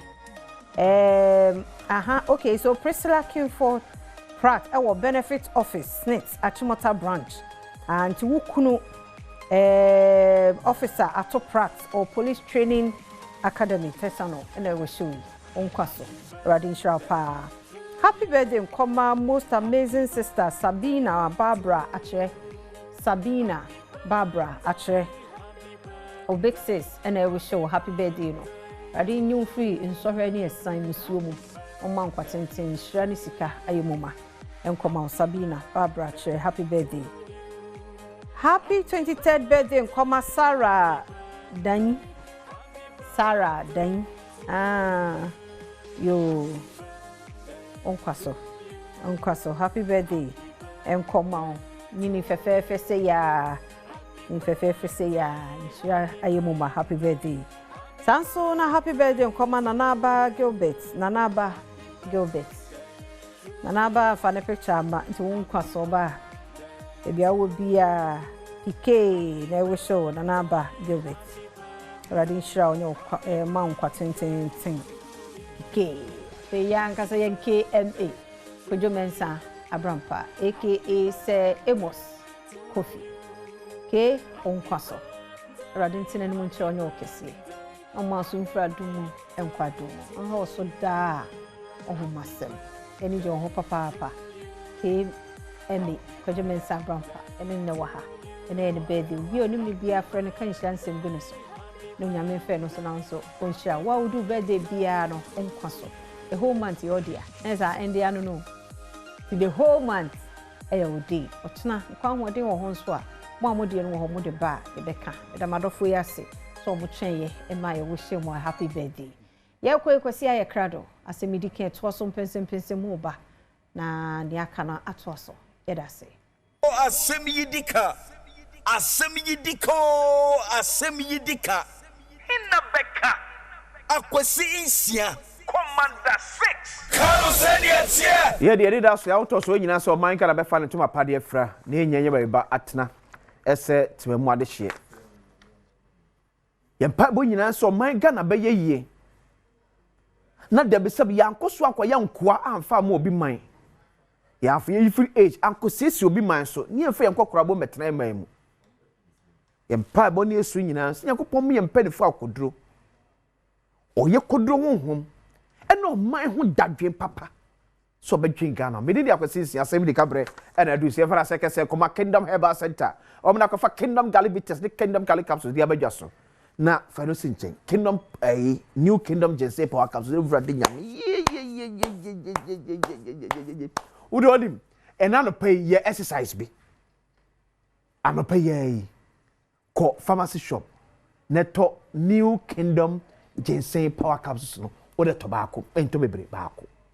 Fakufina enumere ade chia. Maybe a phone and ade ni unkobo. New Kingdom ginseng power capsules. Etina owura mo fa say eye mema go aduro no. Me so de anopai tobacco ba ento mienu. Me sro tobacco. New Kingdom ginseng power capsules. Bema tobacco. Okwasi pe New Kingdom ginseng power capsules no baako. Na the fako fie nwumre. So let me tell you, udi dru fie a ya ka beto aso kenka ho keke. O ma baby eto do bi akwa aso beka bi eto. 0275 804 064 0275 804 064 and 0302 938 153 0302 938 153 Kingdom or see no challenge. Apart from me, Ghana Education for statement no. So you need come afa KNUST Assistant Headmaster in charge of academics here. GS actually since check Accra because it's what we are DBS Evata. So this is a statement that Ghana Education Service depend for a day a buy. Or say Assistant Headmaster Academic of KNUST Senior High School, Mr. Charles A. Adom, removed from office. 1. The attention of the management of the Ghana Education Service was drawn to a viral video circulating on social media allegedly involving Mr. Charles Akwesi Adom, the Assistant Headmaster Academic of KNUST Senior High School, in a compromised position with a female student. 2. Management views this matter with utmost seriousness, in line with our commitment to safeguarding the integrity of the teaching profession and ensuring the safety and welfare of students under our care. Mr. Adom has already been removed from office and prohibited from going to the school while thorough investigations are being carried out. Management assures the general public, stakeholders, parents, and students that the process will be followed and the appropriate disciplinary action will be taken in accordance with the Code of Conduct of GS. At the Ghana Education Service for, I said, Mr. Papa B, Ora Charles Akwesi Adom, or your Assistant Headmaster at KNUST Senior High School. Yes, so this school near by Bakoya Adia and Senfata. I did not know part of my video. No, not sad we made a hand. Yes, so school near Quad in ye, and now Assistant Headmaster in ye. As no more United Sakwa, and Assistant Headmaster no office. And Robin in baby and Comodian court started fee and maybe come here Headmaster and son of Macrano Fano, Nepono. The danger zone. And our crimes when you chin one on it to headmaster. Some, to you say the headmaster no air and the year. And you either say, what come and after and also okay, Friday, no, but so I fasting and set free home. Eti, headmaster doing you and say, or so touch your crowd, baby, move your crowd 10.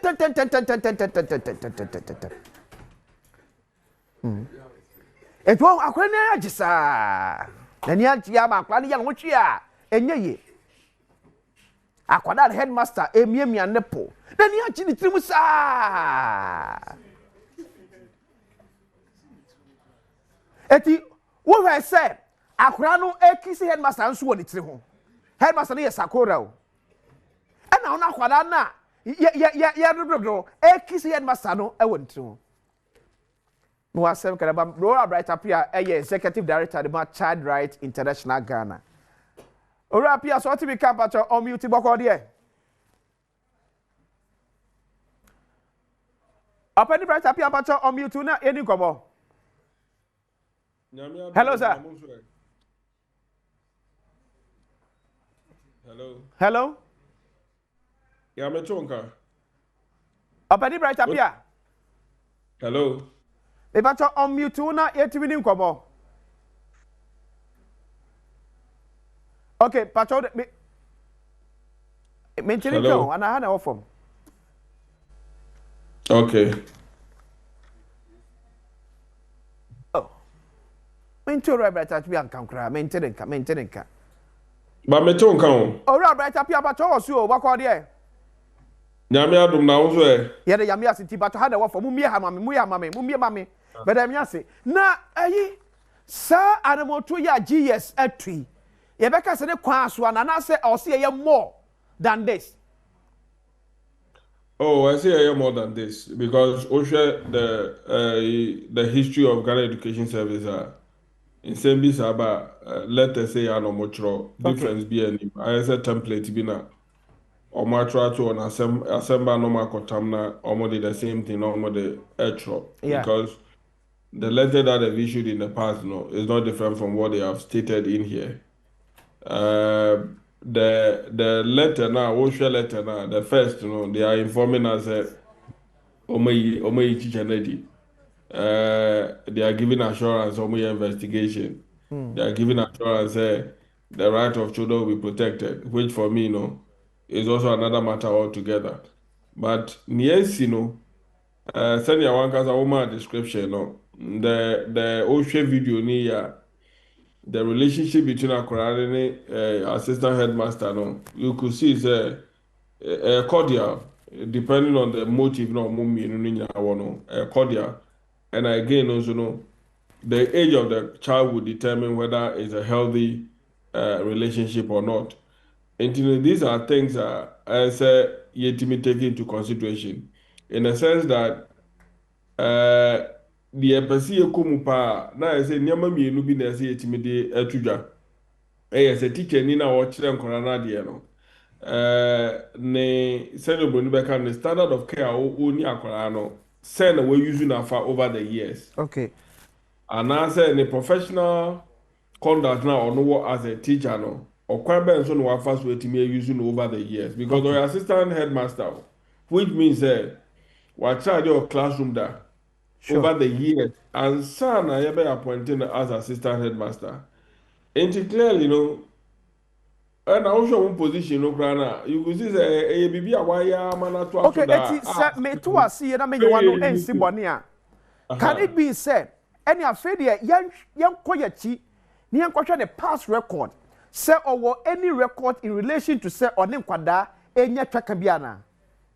Oh, certainly, because I don't know the terms of reference for my committee investigation. Okay. But however, they have to go back to do proper investigation because they were a man who relaxing. She tells me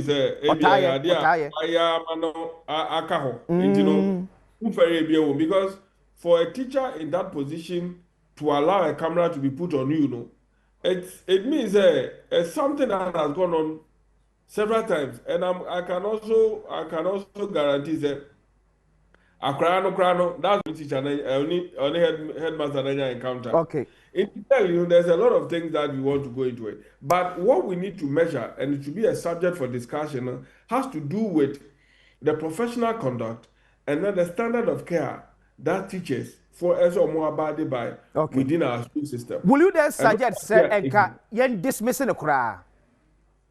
You see, dismissal, no, and it's a code of conduct, dismissing a bit because we are code of conduct no more. In this particular circumstance, the best that they can do is someone transfer teacher. No? Okay, on the transfer. On the transfer. No. That's the transfer. Na subani transfer. And only as some number may basis here. No. So the issue of operating within the code of conduct, as a way of punishing teacher, will not be enough because all that we are doing is transfer nipano every school we must waja and why you do the end of the and we see that over and over again. There are teachers that have been transferred from the north based on certain misconduct or my background or my other schools they are repeating the same thing. The issue of depending on the code of conduct for me it's not. I think near some money it me and say safeguarding policy for our same school system as it me able concord okay now yeshemu de but send ya be aba will not only transfer the teacher but would also administer punishment. Right up here so when you brand pay any enkomo executive director at the Child Right International Ghana open bright up here and I'm to say mini heka who expect to be a mini heka Korekoto Kingdom Ginseng Power Capsules. We make catch the one. Koto Kingdom Ginseng Power Capsules. Bema. Part of Kingdom for 0275 804 064 0275 804 064 and 0302 938 153 Kingdom was no challenger. Asem the Academy the Aquatisia, any person mu etwaso. The first time yeah, we are to our BM Emra Beckham to so on Adom TV, live on DSTV channel 280, Go TV channel 119, Multi TV, they give us this no. You're live, oh, yes, streaming on all social media platforms. But you are searching for Adom TV, Facebook Adom TV Extra, YouTube Adom TV. Follow me on Facebook Big 6. Na any ekwabeja for atenase. Na before that, I'm for happy birthday and confirm Honorable Aren Natoshi Ado, former administrator, Edmund District Assembly's Common Fund. We wish you all the best. Nyame unshraw. Nyame onyo kese. Omo akoma so ade embre mo fama. So once again, on behalf of Big Dream, we say happy birthday and confirm Honorable Aren Natoshi. Nyame enkan baby a will be. I will for what I say. Honorable Theophilus Dominic Von D, a member of Parliament Madishia War Chifu Ati Mokwa constituency. Osheye. Already on your mobile. Osheye pa enyo. Dia so kan. That's about it. Dia so kan constituency no. Dabi. Dia so. Omega lam say pa o. Omega lam say ni dia ajiba bia o. But dia so dia. No, seriously. Dia so dia ya say ai nkoko dia. Ai konongo dia no. What's the problem? Asaba kwan mu. Oh, they be am cars and be problem on my main chair when you anya bra ehwe yen. Me bra ba ko adido me. Your friend Robert Von D or Shame. Look, problem e wo ho ni say ho. Fa bibia wa body nsisi ano. Yeah. Wo be kokro no so no. Na obia wo kro no mu nyina agi atom say yen yedwuma ye didie nie. Say ni yetie. Ebi ho be come cry say ka say yen nyina yakwiafo kokko ni yedo. O de aze. Sana de na akoye. Say ye na nka wo mo ati ho ne mpa adwuma no. Ana obi abeto ahye wo mo so a wo di wo mo ye adwuma no a. It is easy say asrafo obekọ na wo mo ankasa aboa na edi yi sankrofo na efiri won so. Ba obeduru ho no menu ya. Na ekuro no nyina no agi atum say ne ye ne yetie. Adwuma we ne ye didi yen yabrabo sade atie ni. Sa nipa no, the only way you can stop him and he said you disarm him. And we are more the year, Jumano. Manesa and Casa and your money bill. Sana Dianity. Honorable Nesa Nina and a former MP for Blakema Central. But your comments on social media streaming, I say. Yeah, my haunted a medium. Srewada. Yes, as I complain about and I was one kind. So, Mrs. Nimuya can kind. One one tea, I mean, kind. I won't take. Info Bonnie D and my home. Honorable. I will see. Blakema Central Korea. Nyame adom. Have you ever dreamed so much back? To be honest and sincere with you, baby, I'm a TD. And ya dear, Mada, Asunda, yes, say, Mashabe Job, dear, Messa Cobio. Uncle, say, I want to have a war. Asundia, me war. Mechanical.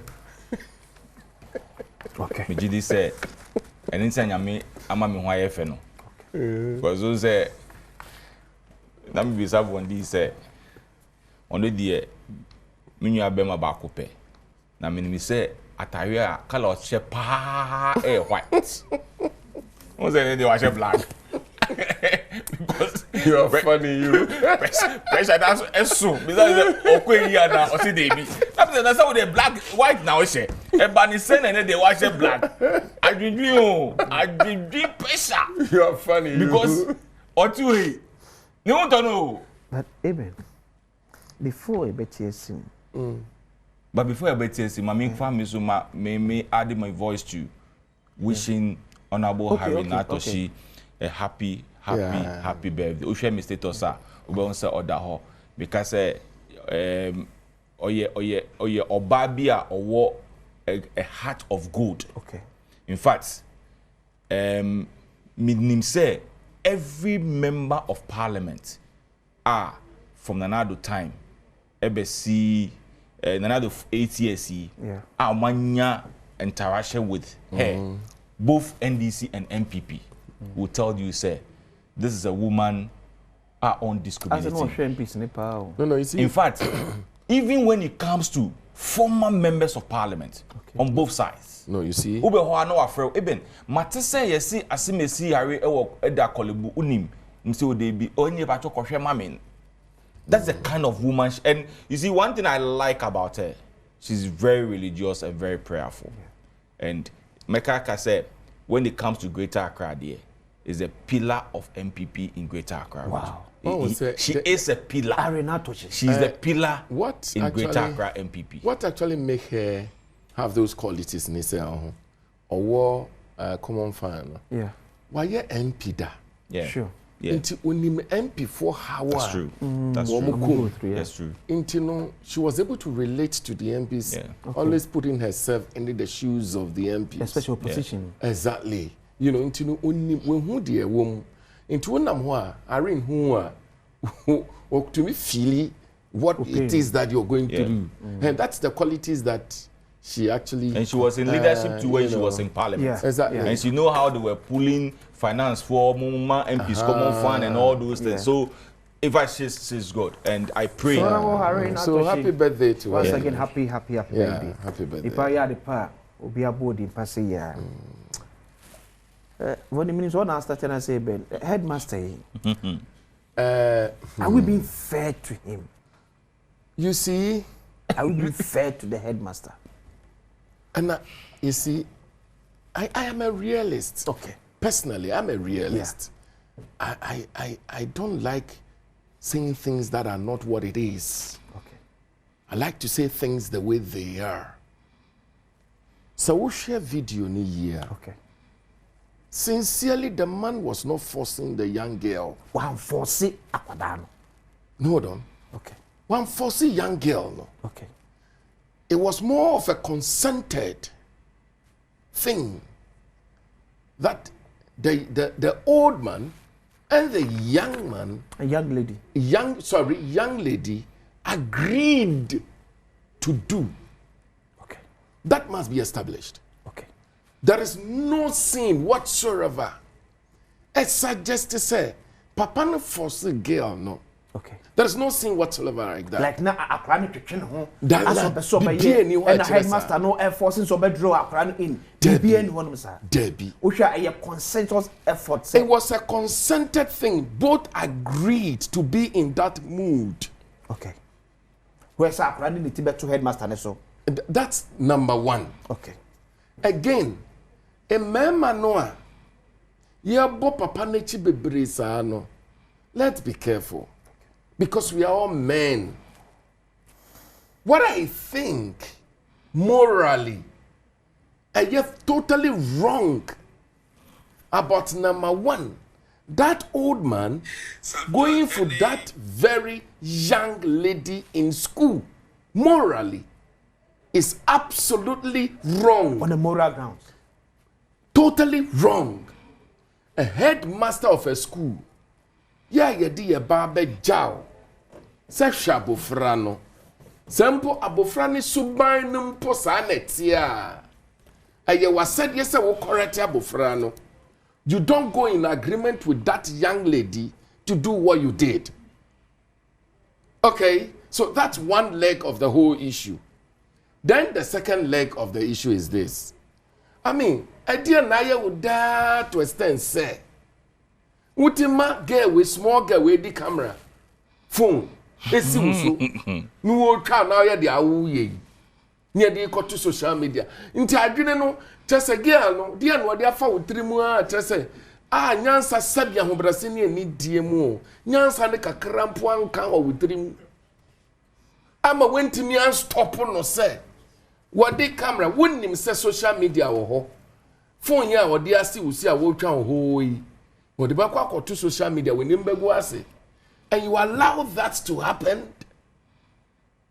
I think say man no ono a na tutu na mara no akoshem. Because you see, yes, I agree, say, girl, no. Na, man, ni na impresso. That's one thing, I agree. Into say, who fought man, ni bebre wa, you won't get him. Okay. Because we be sad girl, no, because oh, me boy, no. Here now, obey. On the boy, the headmaster. Of course, I mean, because what you saw, the wound, and the interesting, this is a lady, a young girl, who portrayed to be in love so much to extent that she could do that video, kissing the man's head, holding the man up and down, till I start saying, Papa, ni tear down, my beginning answering in every. What a power! No way, you know. Or they got to social media. And the man was happy walking around. Nothing worries him. A headmaster of a school. Most of them are younger than 18 years. So you see, in as much as we share video no, papa na force girl no, in itself, once the person is younger than 18 years no, it's a crime. It's a crime. Then number 2, papa no, one million kwechire say, ejuma ye di share ni saso ye headmaster no. Sadia no so kan on say impose sana bofra no suban tia wo betimi ama bofra no agyan sai suban no na momo hye so say sa na ote ye dia ene se ne ye mfa mo so e se bia watufu ana mfa na nye aso ye obi na kan mi story be tira me sofo bia wo to asori manofo wo ka kire mo se mo de bia me ba boy girl na mo ni na mo na mo hyehyɛ hɔ maka mo nti na bisa me di me hu gi mu a na mo hu bi na headmaster odi ni hu agi mu yi o. I mean, so you see, listen, the social media, the AI, Internet of Things, and the big data issues are bay. Our kids are so exposed into so many things. Social media, and near more woman wakita phone or coin internet so and near more woman. A man kolani bebre asay. O share social media ya bay. There are some good things in it. But and you want bebre wa so a say and color. Okay. Baby to say you have a phone. There is no pornographic site I want to make. But listen. So to America. I was in the United States, Florida not long ago. Ufa ufuna. There are so many sites untiminko. Okay. In America. Okay. I was in London not long ago, about 2 months ago. I was in London. Ufa ufuna. There are so many sites untiminko. Look, I was in Canada, right? Just about, I think I was 6 months ago, I was in Canada. There are so many sites. And then developed countries, there's so much restriction as to be abofro betimia browser ako penin kura baby obetimia browser ako na ye ni aha de ye jag watch say wo fa wo phone na wo ya boy ya kpakpakpa na bibia gu ho those development of AI and then Internet of Things and all that has come rather to come and corrupt our young men of people and you know more than we can see. Shadwe mame ayefo nyina yente ya so na yentie sadwe se bia no so be feed into your conversation na hwe say fine na said I got 2 months penny hey yenisco ya ma mi mukuna ye beji omo mon cheye omo ma wale mukunu ye beji omo se ni adwuma ni ye be ye nnen eno na edibedi dio say aban na obefa ye bi ya ye beji mukunu ewu fine na said I got 2 months penny hey yenisco ya ma mi mukuna ye beji omo mon cheye omo ma wale mukunu ye beji omo se ni adwuma ni ye be ye nnen eno na edibedi dio say aban na me wa suban ye ti say no about social media obi ankasa ho and it is happening I worry you understand share and after young women na yes an and na de wo fafafa wo TV so and na say wo social media wo keka nsem wo ati sei na me wa he me hu be ma bi a wo pege we aware na meka so nko ware no to baji obi kunu there be onye sample for you to be able to put camera on yourself na wetini agina public ayes ha de we dia to social media na chese woni suban merase what you say woni suban into me obema wa bobra o ye serious ya wo pe obi oba ni na atena no me recommend girl we ma say kona kwa ware no because we ware na nya won na obetena ho merase what you say so you see you have too much money for no me ya to agina mo anso fo into kwara no so fo exactly nkola no and you see sometimes you know are things that they are exposed to. Okay. And social media, no, I think that some judge want to look at that area. Okay, regulating these things and making sure that rather than some other things, I thought that he's still doing well, but things like this, I feel that we all have to pay attention. I'm part of communication committee, and I think we need to take all these things up because it's killing our young men. Okay. And I regretted your year. Because when him, I deal with your social media, only headmaster. When him say, I'm preparing for social media down, it is going to be there forever. Here, be biara between internet so free so be omu. E wo ho afibo, wu kura wu echi no. E wo ho. Member of Parliament for Chifo Atimokwa constituency. Amen. Obviously, my main for akonya won so na me chia ya hwe for omomo hwe wo fie ne omomo hwe wo internet so. I agree 100% with Honorable Vondi in respect of these videos was shown. It reminds me of lecturer B in one of the universities. I'm a person body.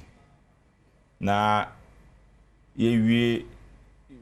last paper, no, only a chosen last paper. Okay. A chosen na. Or buy na or tufu to say yebe PE a kofaha no we say I will not say no or candidate to us to say I feel there and man na more class on no man now pay more friend is saying want to make countries the movie school obet me aka until say obet me pay more because mu ni school mu hobio lecturer no or mu ni school mu hobio until I feel obet me pay. And our boys says, I don't know one person so ono the principle ne say all chere wade. Okay. Na ono betwe mpana de. Onye because they said we no konya bibiye. Na say what show ne exams wanya ade because of that intimacy between uni ono no. Na e den e so pass. Meanwhile no e be wan sua de. Okay. Until say we school de and no betwe ni wa be den abetwe mpana. Okay. You see, this attitude between lecturers and the teachers in our various secondary school and the universities now, it's becoming too much. So yeah, and then so be says for grade. Yeah. And I mean what? Then I see it.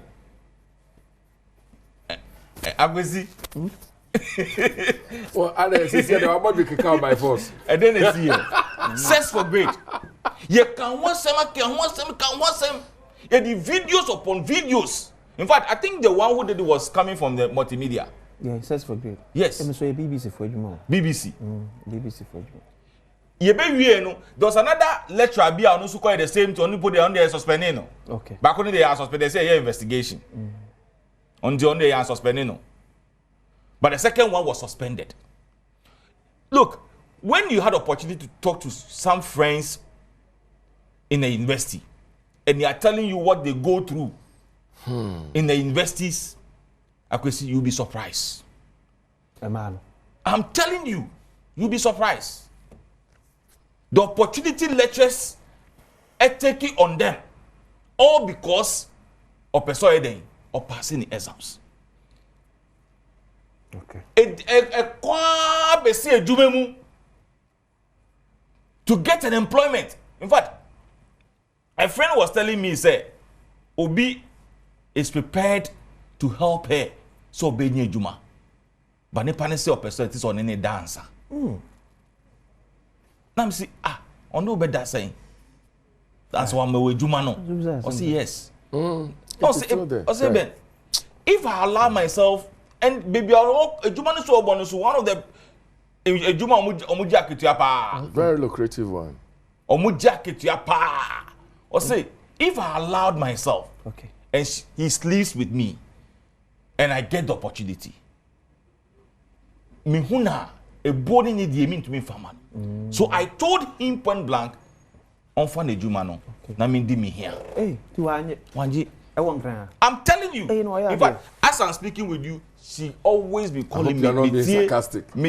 I hope you're not being sarcastic. So what I'm about to say, why are there? And that's why. It means you are who painted picture be say you're very strange. No, because so you normal say obenya money be doing it. And na ebe adam for idea. Why? I can even show you a message. I can even show you a message. Or send my menu so maintain any opportunity. I mean so many but seriously is worrying. Let me say nyasema na ka arefo aboa no. Because just on your principle. Morally, she seems to be upright. But I've spoken to one CEO. Nipa ne catch me so we too quiet. Okay. It's nipa ne message no send ma. See wa damfo. Mama damfo. Na me forward the message man say CEO ni say we too quiet into oba. Okay. You be call it's serious. Because I agree. You see, but o share near Koso in her second. In fact, in her second video, this is not the first time. Oh yeah. And the about movie school no about okay. Mami phone muso we friends mukunu mu ya school. I mean this kind of attitude. This kind of where would this thing take you? But yes, I agree with Wondi say Papa no answered you akwalano. But a whole head teacher in your office. We see if they have not had any intimacy here, ni akwala ni yeye eni papa ni yeye no na ka onye sa omu nhyeden hie so mu sada so papa no eni emfa akwala ni da been dating for long I'm telling you sa papa no onfa akwala ni da akwala no enye de oyeye no if that is his first time say otumi ni papa no odi ni theater papa no so emiemi anenufu ni sa we so ne nya bibi ye a the girl will not do that. But I mean, you see, I am so sad for Papa no, Neyere, and then Ma, and the parents of the Akwalano. Okay. Can you imagine say be Akwalebe Kofia or be and everybody say be a Bondi Tihayu, maybe an Akwalano cop Pentecost. Nani Papa, Nani Mammy, a dickness, and I said, Elder. No way, you can imagine. No, Pastor, and I said your cop presbyter, none Papa presbyter, and I said, I'm a presbyter. I mean, it's because even the Bible says if you cannot control your church, your house, you cannot be a leader of the church. Yeah, so, of course, that's what it is, man. Look at the disgrace out there, mom. And so okay, yes. This thing is there forever and ever. Yeah. You can graduate, go to the university, become a lawyer in future, become a president in future. One day, and you see, this kind of things, no, I can see a sell opportunity. Look, ube to me say na bondi kind no. Ube to me anye juma akọ university ewie, anye juma pepe bi a wo ye. Na wanya bema bi opeso ware o. Odi oba we ko fi I say get we me no baby. No ma bo papa internet. Egu ase wa ware. Ayi na ba. Se bema no bi say na nyo na so ware na street wanya oba bi ware oba no o ye say. You see the time I can say with the young fanche with those things are changed because of internet. So Timothy chapter 3 verses 5. For if a man does not know how to manage his own family, yes, how will he take care of God's church? Timothy 3:5. Yes, that's it. Tiadu ebetimi affect. Ebetimi affect ni parents, ni papa. Ebetimi affect bema no, ni yire, ene ne ma. In fact, sometimes when some of these things happen, the only thing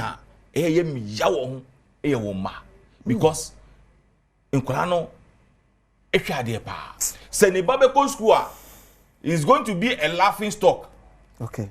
I was school. Oh, your father went to do this and this and this. I could see. Let me give you one example. My own experience. In fact, I have cried now. 1 Timothy, chapter 3, verses 4 to 5. He must manage his own family well, keeping his children under control with all dignity. For if someone does not know how to manage his own household, how will he care for God's church?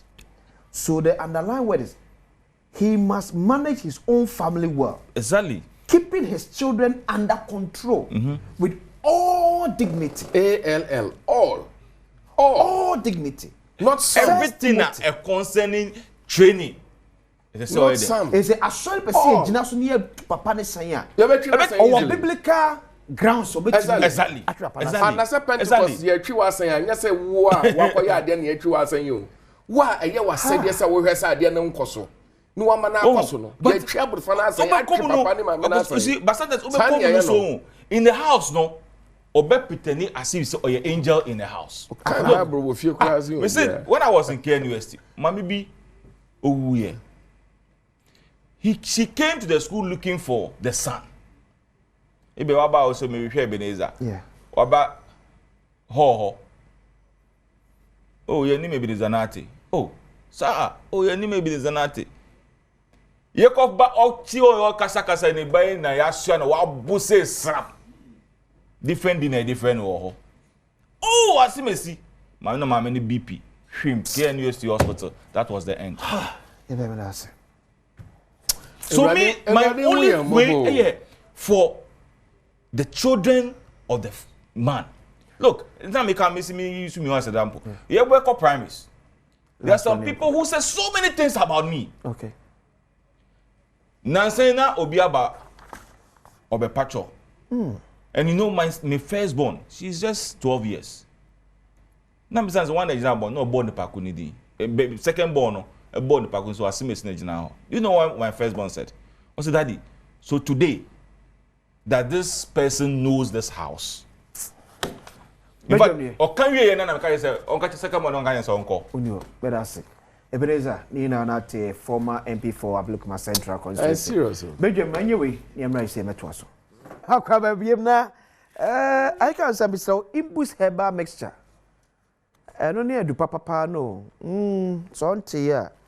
2 hour diabetes, say ulcer, cancer, hypertension, candidiasis. Wonam tire your babu instead of honamani. When my tune to me ended the we had more crabby no bread. Mr. that we Imbus herbal mixture. And find ya good day. And find ya good day. A boost to immune system. Ne pa da bia meka say nipadua kwa nyankopon ne say we say e ka yade ekura ntimi ne sun kunim because she share body nim say yade bi e ba be fight no but san she share na e fe immune system na no be ye mrepe ne yade ba na be di sun kunim eti na ohia impulse herbal mixture no na a boost immune system ne say na be yade bi e ba bia wadaf bia ne neti da bia kwa kwa be bi chiwo obi nche ne da immune system anu odin ohia impulse herbal mixture. Or maybe be a 2 to be I'm sure that I'll can be at all. What about my picture? Happy birthday. I'll call Fama Sabinia, teacher Amos. Okay, to Kojo Mensa Abrampa of Adom Newsroom. Kojo, you wish you are the best. Yami Eshram. Na onyo kese, koiso beye kesepa. Happy birthday. Wandi, what a ukukon kete no? If you're watching next month, your Babylon chill. 3 million day-old chicks, not less than 200 million Ghana cedis. 10,000 day-old chicks per constituency. My member is Excellency Mahama Abaso. Okay. Na menda nase. Na fe mi ame bra penny Eriko Poku. Okay. Agric Minister. Ani John Dumelo, Deputy Minister, my mom, Abaso.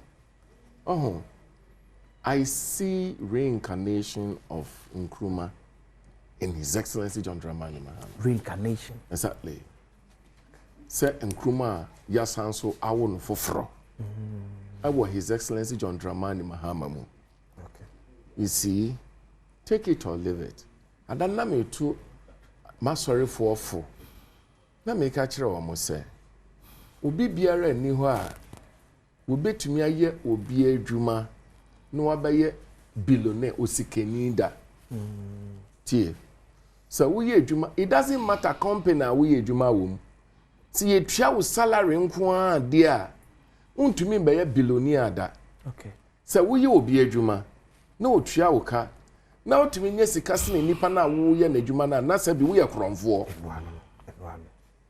oti asɛm na sɛ yes ɛne ti sɛ wo pɛ sɛ wo bɛyɛ ɔdifoɔ na woyɛ sikani a agye sɛ woyɛ wankasa w'adwuma okay na wetumi abɛyɛ ɔdifoɔ ade a his excellency John Dramani Mahama de ba Ghana hey sɛ wotina akyire din na wohwɛ a wo pɛ sɛ raise young men and women a wɔn mu abetumi ahwɛ wɔn nso abɛyɛ ɔdifoɔ a wɔn mu abetumi agye nkurɔfoɔ wɔ adwuma mu menua fa ne sɛ nyame ayɛ wadom wanya nkokɔ nkitinkiti bɛyɛ 1000 anaa 500 mpo ne yɛboa wanya wobo na wode egum na sɛ every Friday anaa every Monday meme hɔ no Tuesdays ne Friday ne yɛkɔ market okay twefo price dwam na sɛ every Tuesday bia no wahyehyɛ nkosua crate bɛyɛ 200 wode akɔ market every Tuesday bia na wodi sika hyɛ wo botɔ mu a okay woni de ɔyɛ adwuma wɔ bank wan na wo sika wo wie a nkokɔ no so betimi atɔn poultry woni de ɔyɛ adwuma wɔ bank wan na wo sika yɛpɛ wɔn mu a yɛade a yɛfrɛ no feed Ghana project yi me a me wɔ he me anso me yɛ bi me yɛkwie ni wonim sɛ I have one of my companies called corporate farms we do farming and intino you know this feed Ghana project yi na sɛ nyame ayɛ wadom yɛma wo nɔbae yɛma wo akandeɛ kakra wode bɛyɛ na sɛ woabue w'adwuma mu wowɔ me mɛkora ase a mefiri dɔme abrabempo agya kaa koraa na nyɛ nsi hɔ da na sɛ nyame adom woabue nkokɔ boɔ wɔ hɔ na sɛ wowɔ nkokɔ na eguo bebree na wohwɛ wɔn na wonyɛ sika a ɔhene sika dodoɔ sɛ ne yɛde kɔfa poultry ba ɔman mu every year ɛyɛ billions of dollars ene yɛde kɔfa nkokɔ bɛbu gu ɔman mu every year menu a wɔhwɛ me a woyɛ mmabu na wɔhwɛ me sɛsi a yɛ ready budget nkokɔ nkitinkiti program no anya ba ne sa sika yɛde ato yɛ $200 million is that correct 200 million Ghana cedis Ghana cedis was it not less than 200 million not less than 200 million Ghana cedis yes. Challenge a me to ama mo a mo hwɛ me a mo yɛ mmabu no ni sa 200 million Ghana cedis no yero hu hwɛ sɛ dodoɔ sɛn na wobetumi anya afrim afi bɛkɔ na wie yɛ no okay how much of the 200 million Ghana cedis will your poultry brings to you ahin na wobenya na onim sa 200 million Ghana cedis yi ya yɛde nkokɔ nkitinkiti abai ɛyɛ Ghana foɔ na benya okay sɛ wotena hɔ na woyɛ anwinwin kasakasa enye yie Dalton Thomas 200 million Ghana cedis ni ekyire nyinaa bɛsa wo betena wo sɛ de wotie na menya ya nkatwefoti mokwaman media medi mudi dodo emmebu no no momfa mo ho nhyem ti mu benya be 10,000 so far no ufa police ye fa mo community police okay community fire service ni ade a okay. na no ya na me call launch over 110 me launch me ye de adwuma hye wonsa womo aye prisons for no so ba womo aye ambulance services for ba bebre sesia no enche ye befa security main services for no womo a wo pepa no montrotwo mudin momfa mudin ko san ko konkitingiti wo pepa no bebia wo bia merel wo de fa wudin bra me yen say answer na his excellency for John Dramani Mahama ni 4 years beso obekọ no na we say sika dodo sen na beba wonsem anya nsene say ubetine fi anwenwe ana okay so for the way the fact me penny bi oye poultry farm na bibinti message mama from ne din go kwan here ense kakra there is a message you very nice Osiako say good morning. Ghana's annual chicken import starts at 460,000 metric tons, out of which about 370,000 metric tons are imported. The best way to reduce this is not through any child's play initiative of Nkoko Ketenkete. In the previous government, I wrote against the concept of rearing for food and jobs. We cannot continue as a country to play propaganda of our agriculture sector.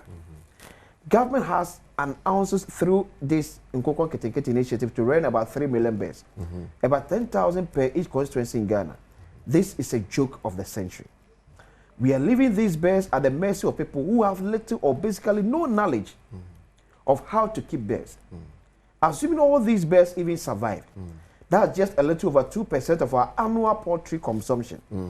Why would any serious seeking country reduce poultry import do this in such manner?